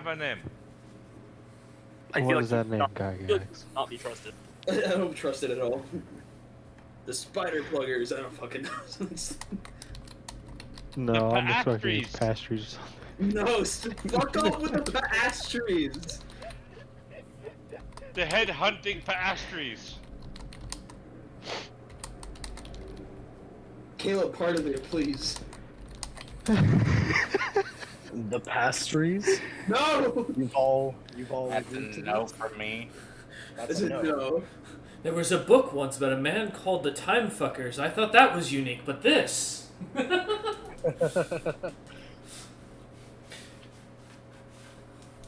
Well, Doots, I don't mean to put you on the spot. When you think of something, please do let me know. Will do. Oh, For now. I came up with a name.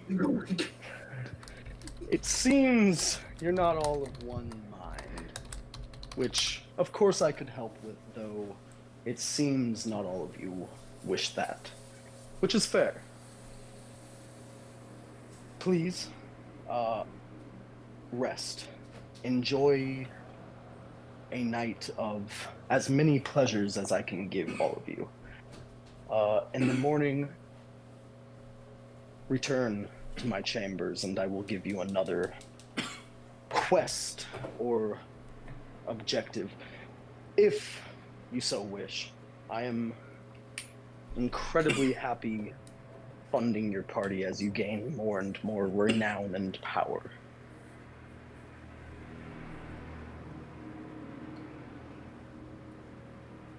Will do. Cool. Thank you for your gifts. Thank you, sir. I appreciate it. Of course. Of course. You all are incredibly special. And I hope you know that. Well, thank you. And he'll send them out. Okay. As Alright. they're leaving, Mm-hmm. you guys will see, with the flick of his hand, the creature disappears, and is going to be sent to Utham. Okay. Yes. All right. As the creature vanishes in the background, the last thing we'll see as the party leaves the castle and heads to the city, for a moment, in the distance, on a little grassy area on the side of the mirage illusion of castle, you're not sure, but you can't help but notice, is that a small morph troll carrying around a staff and a illithid head? For a moment, each of you kind of catch this out of the side of your eye like it was supposed to be. You were supposed to see it as it disappears the moment you kind of re-look over. Or as you will take a double take. But as you do so, you find yourselves outside the city, or the palace gates. Well, let's enjoy ourselves. As the city singing, The celebration is coming. partying, and dancing can be heard. Dude, sorry, go ahead. No, I was just saying that it seems we are being celebrated. So let's enjoy ourselves. Okay, I'm gonna go see Chuck. Off goes Gygax, top sprint down the road to his favorite shop, where he's hoping, I assume, to get a really good discount at some point. But as you go charging off, Tun, Doots, and Melvin, what are you doing? I think Melvin. I look at the town. I look at Doots. I look at the town. Okay. He already told you. Let's hit the town. With the private link with Doots would be like, so what you thinking about all this? Oh, what exactly? Well, you know, I mean, we're part of the family now. That's the hive, whatever word you want to use. I think it'll be some adjusting. That's for sure. Everything comes with Right. adjustment. Yeah. I'm not sure if I'll be looking forward to having tentacles sprout out from my mouth. And I'll just like float down the road. Alright, as you head into the city, finding yourself a nice little drinking spot where food is aplenty, you three assign yourselves a table and start relaxing, enjoying the city and the music and the drinking and dancing. Gygax, you run off, falling off to the right, knowing now where Chuck is and where his shoppa is.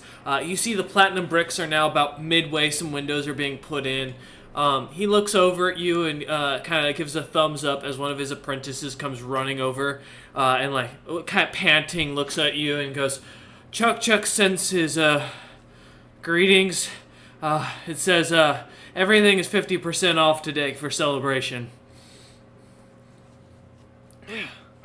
I also have 2 pounds of lyrium, or 3 red mushrooms, 2 blue mushrooms, and 5 purple mushrooms to sell you. He goes, oh yeah, we'll buy all of them. Chuck just looks at it over, like smiling aside for a second, as he sees you pull out the lyrium. And he orders one of the builders over, and they bring like a couple of bricks of platinum. As he looks about, let me pull up for the Azure run.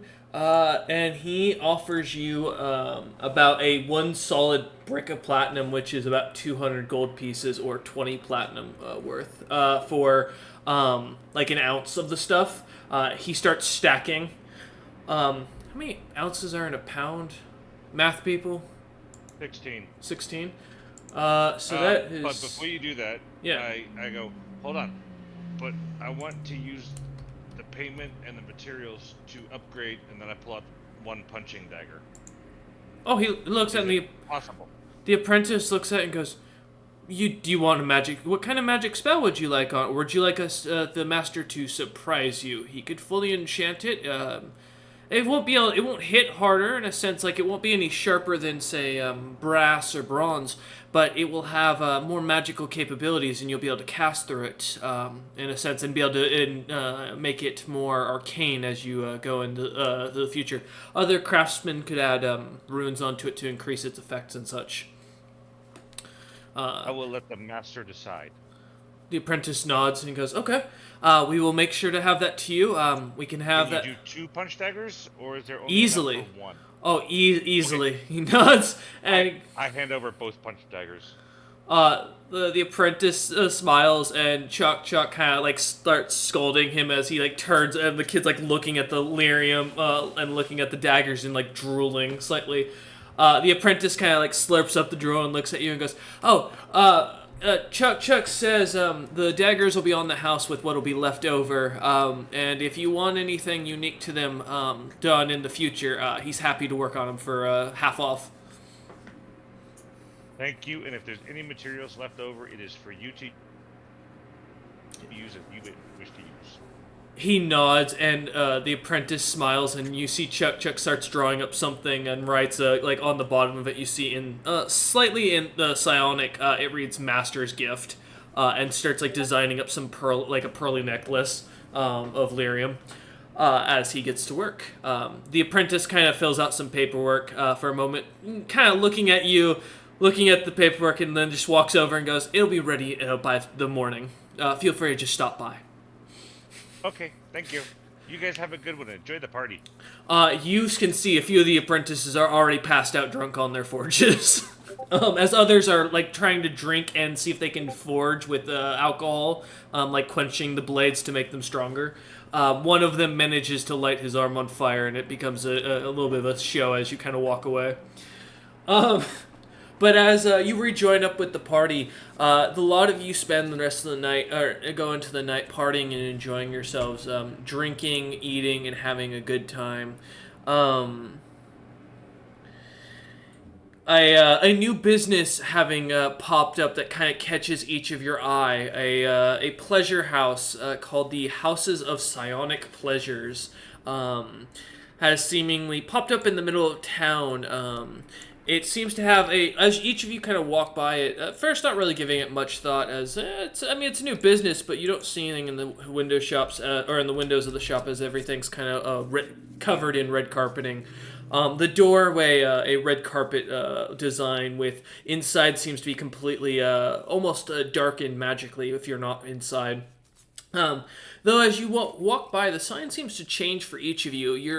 Your deepest desire at that exact moment seems to kind of appear on the sign as if drawing you in. You see a ton of Thri-Kreen seeming to be coming in and going out of the place. You even see Four, who seems to be going in or coming out as you guys kind of walk by the shop. He seems to kind of wave to you, not excitingly, as it's kind of hard to tell what a Thri-Kreen is excited for you, but enthusiastically. I wonder if most Thri-Kreens have mommy cakes. Good question. They eat, or Four comes over and looks at each of you and goes, "Are you going to the House of Psionic Pleasures?" You hear in your heads. I'm not sure. What kind of pleasures does that establishment offer? Six runs the place. We offer, there are queen suites, king suites, those who wish to feel like a prince.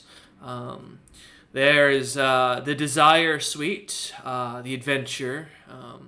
It's a place that offers anything you could desire in that moment and gives you a restful sleep guaranteed, or your money back. It is less than a silver piece to go in. If you bring, though, a unique piece of currency, they will let you in for usually that piece of currency.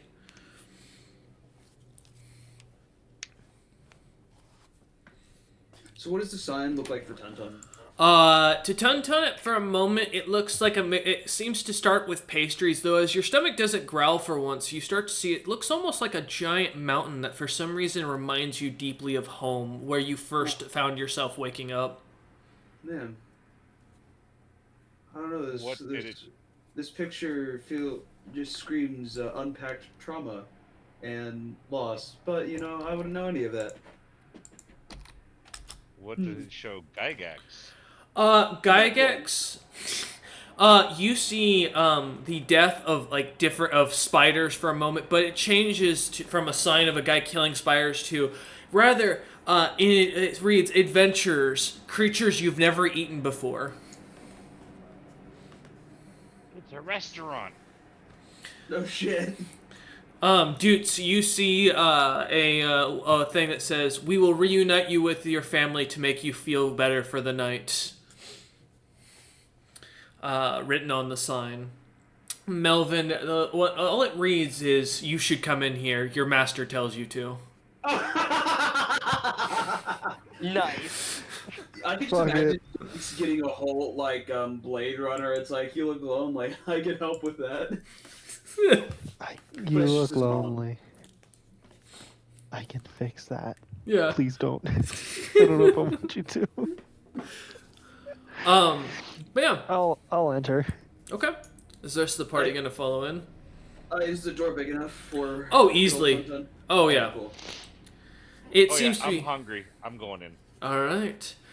I assume Melvin follows in. Yep. I mean, it's a brothel, so Gygax, you expect good soup. As each of you go in, you see this Thrycreen female that the only variation is she looks to be somewhat of a little bit larger and looks to be like a what you'd expect like a queen bee would look like, but standing on two legs rather.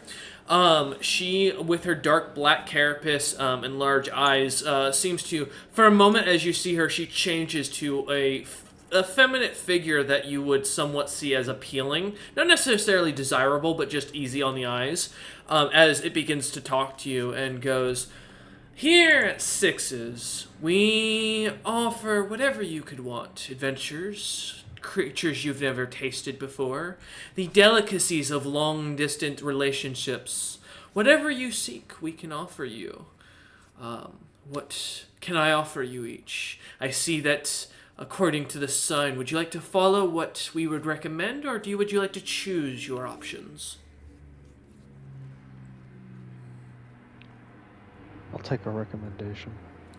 She nods, and as she snaps her fingers, you see a woman looks to be somewhat of your tribe, and somewhat familiar, but just enough so that you don't recognize who it is. Kind of walk up in a very normal warrior's outfit, and kind of come up and gives you a hug and greets you in a traditional way, and starts kind of getting you to coaxing you to open up and talk to them, as they take you off to one of the rooms, as you disappear. She looks, the woman now in front of you looks to each of you again, Six, waiting to see if any of the rest of you speak up. I want to try 71 new different dishes. She nods, and a large troll comes out with what looks to be stuffed, basically what would be large raviolis with stuffed troll meat in them and some sort of strange cheese that you haven't seen any creatures that give dairy, but again, you don't know what dairy is, so what's it to you? As it smells delightful, as he kind of twirls his tiny, greasy black mustache in his very greasy white shirt, very thin, leather shirt and jerkin. He kind of looks at you, ready, and kind of ushers you back to a room where there's a table and you can smell the food coming out. I follow with All a right. hungry stomach. You follow in and disappear into a room as you are fed until you can't eat, which is honestly an impressive amount for your size. As it just continues like a bottomless pit, but gives the chef a chance to try any recipe he wants. As Six turns looking to Tun and Melvin. She waits. My recommendation, I suppose. She smiles, and as you're taken off into a room with a woman, or with a what looks to be a female Illithid, although it's kind of hard to tell the difference. You may be able to. Tuntun, it looks like it could have been Zebril if it didn't have the smaller head, like smaller brain, like area. You know. They all look the same. I'm joking. And to you, I mean, in all fairness, it's hard to tell. You've only been here for like a few days, and you're a year old. But as you're taken off. Melvin, you find yourself brought to a room with books upon books on the shelf about beholders, other beholders, where they're at, what information has been found out about them. You find notes, little snippets, and all you find in there is a little thing that says, I recommend you read these. Signed, the Master. And you also suddenly, Melvin, feel very relaxing calm around you as little like creatures that come in every once in a while seem to spot you as you look down at them and run away, making you feel stronger and larger, enjoying the fear as creatures kind of scamper off. Nice. I'll read the books. All right. You sit down. You begin to float and enjoy as the books seem to float around you and open up and kind of flip as you think it. Tuntun, you find yourself the last man standing as Six looks down at you and just kind of smiles slightly. Although, to you, she looks almost as if a female version of your own species. Though, hard to tell to others, it's clear to you. Shit, I wouldn't know what that looks like. I'm joking. No, yeah. You see it, you recognize her as a female of your own species, much older than you, and much wiser than you, as she seems to take on this form. I don't really know what a brothel is, so I guess I'll just take a recommendation. I may be a year old, but I guess I've gotten enough information to make my way. She nods and as she does the bobbing up and down turtle nod. And a few moments go by as suddenly you're brought into the back room where a smithy has been set up. And a smith seems to be working with some lyrium that he has purchased. He seems to be crafting something for you, Tuntun, as you're kind of ushered in. Pastry sat off to one side in a big basket. Some interesting books set aside for you to read.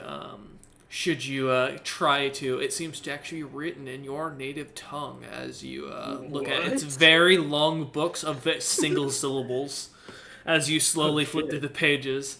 The smith begins to craft a item according to your specifications for something to attack with, and he starts working with the lyrium he has in there. As he mentions that it was donated to him by a kind friend of his at the local smithy called Thundertooth. Oh, that's cool. How nice. And he, as the door closes, the two of you begin to just have a nice chat in your own native tongue as he seems to casually... The room, though, seems to be slightly sped up so that way you can actually have a conversation, but it's quite nice to have be speaking in your own tongue for once. As the night dwindles on, you all find yourselves enjoying the night, getting a full rest, all of your spell slots back, your health maxed out, and plus 10 temp HP from enjoying yourselves for the night. The Gygax, as you do awaken, I will note, the symbiote. Hold up. I was out of comms, so I don't know what happened in the last minute. I was just describing for the last minute the rest of the people's Pleasure House stuff. I just read what you wrote literally just now. And I was going to, yes, the symbiote, although you did swallow it, you did not manage to eat it. The creature, as soon as the glass would have broke, would have immediately followed its orders to merge with you and is just hiding inside your mouth, basically, assuming that's where you want it. You can sense it's in there as it seems to nibble on bits of your food as it does, but you can't seem to get rid of the creature. Oh, so it doesn't merge with me? It does. Its body is basically merged with you. It's inside your mouth, though. Like, that's where it's currently, basically, its little main portion of it is, in a sense. Where the eye was, I guess, if you will. Okay. And then, Does its AC add to mine? Only when it's active. Let me double check. So, because I gotta double check the item real quick. Let me pull it up again. Because it was my understanding as a symbiote, it kind of merges with me. Yeah, it's basically merge. Yeah, that's the idea of the item. I just had to make it an actual item because we didn't have an equivalent in World Anvil. Yeah, so basically it does merge with you. We can take a look at it after session to get the full thing going. Oh, we're still in recording? Yes, we're still recording real quick. So, yeah, no, I just wanted to let you know before we ended session so it was on recording. Yes, so as you lot go into the night and wake up in the morning, the symbiote having been easily recognized by Gygax, Doots, you go to wash your face, and we will come back as you see your reflection next session. We thank you all for watching, and we hope you enjoyed.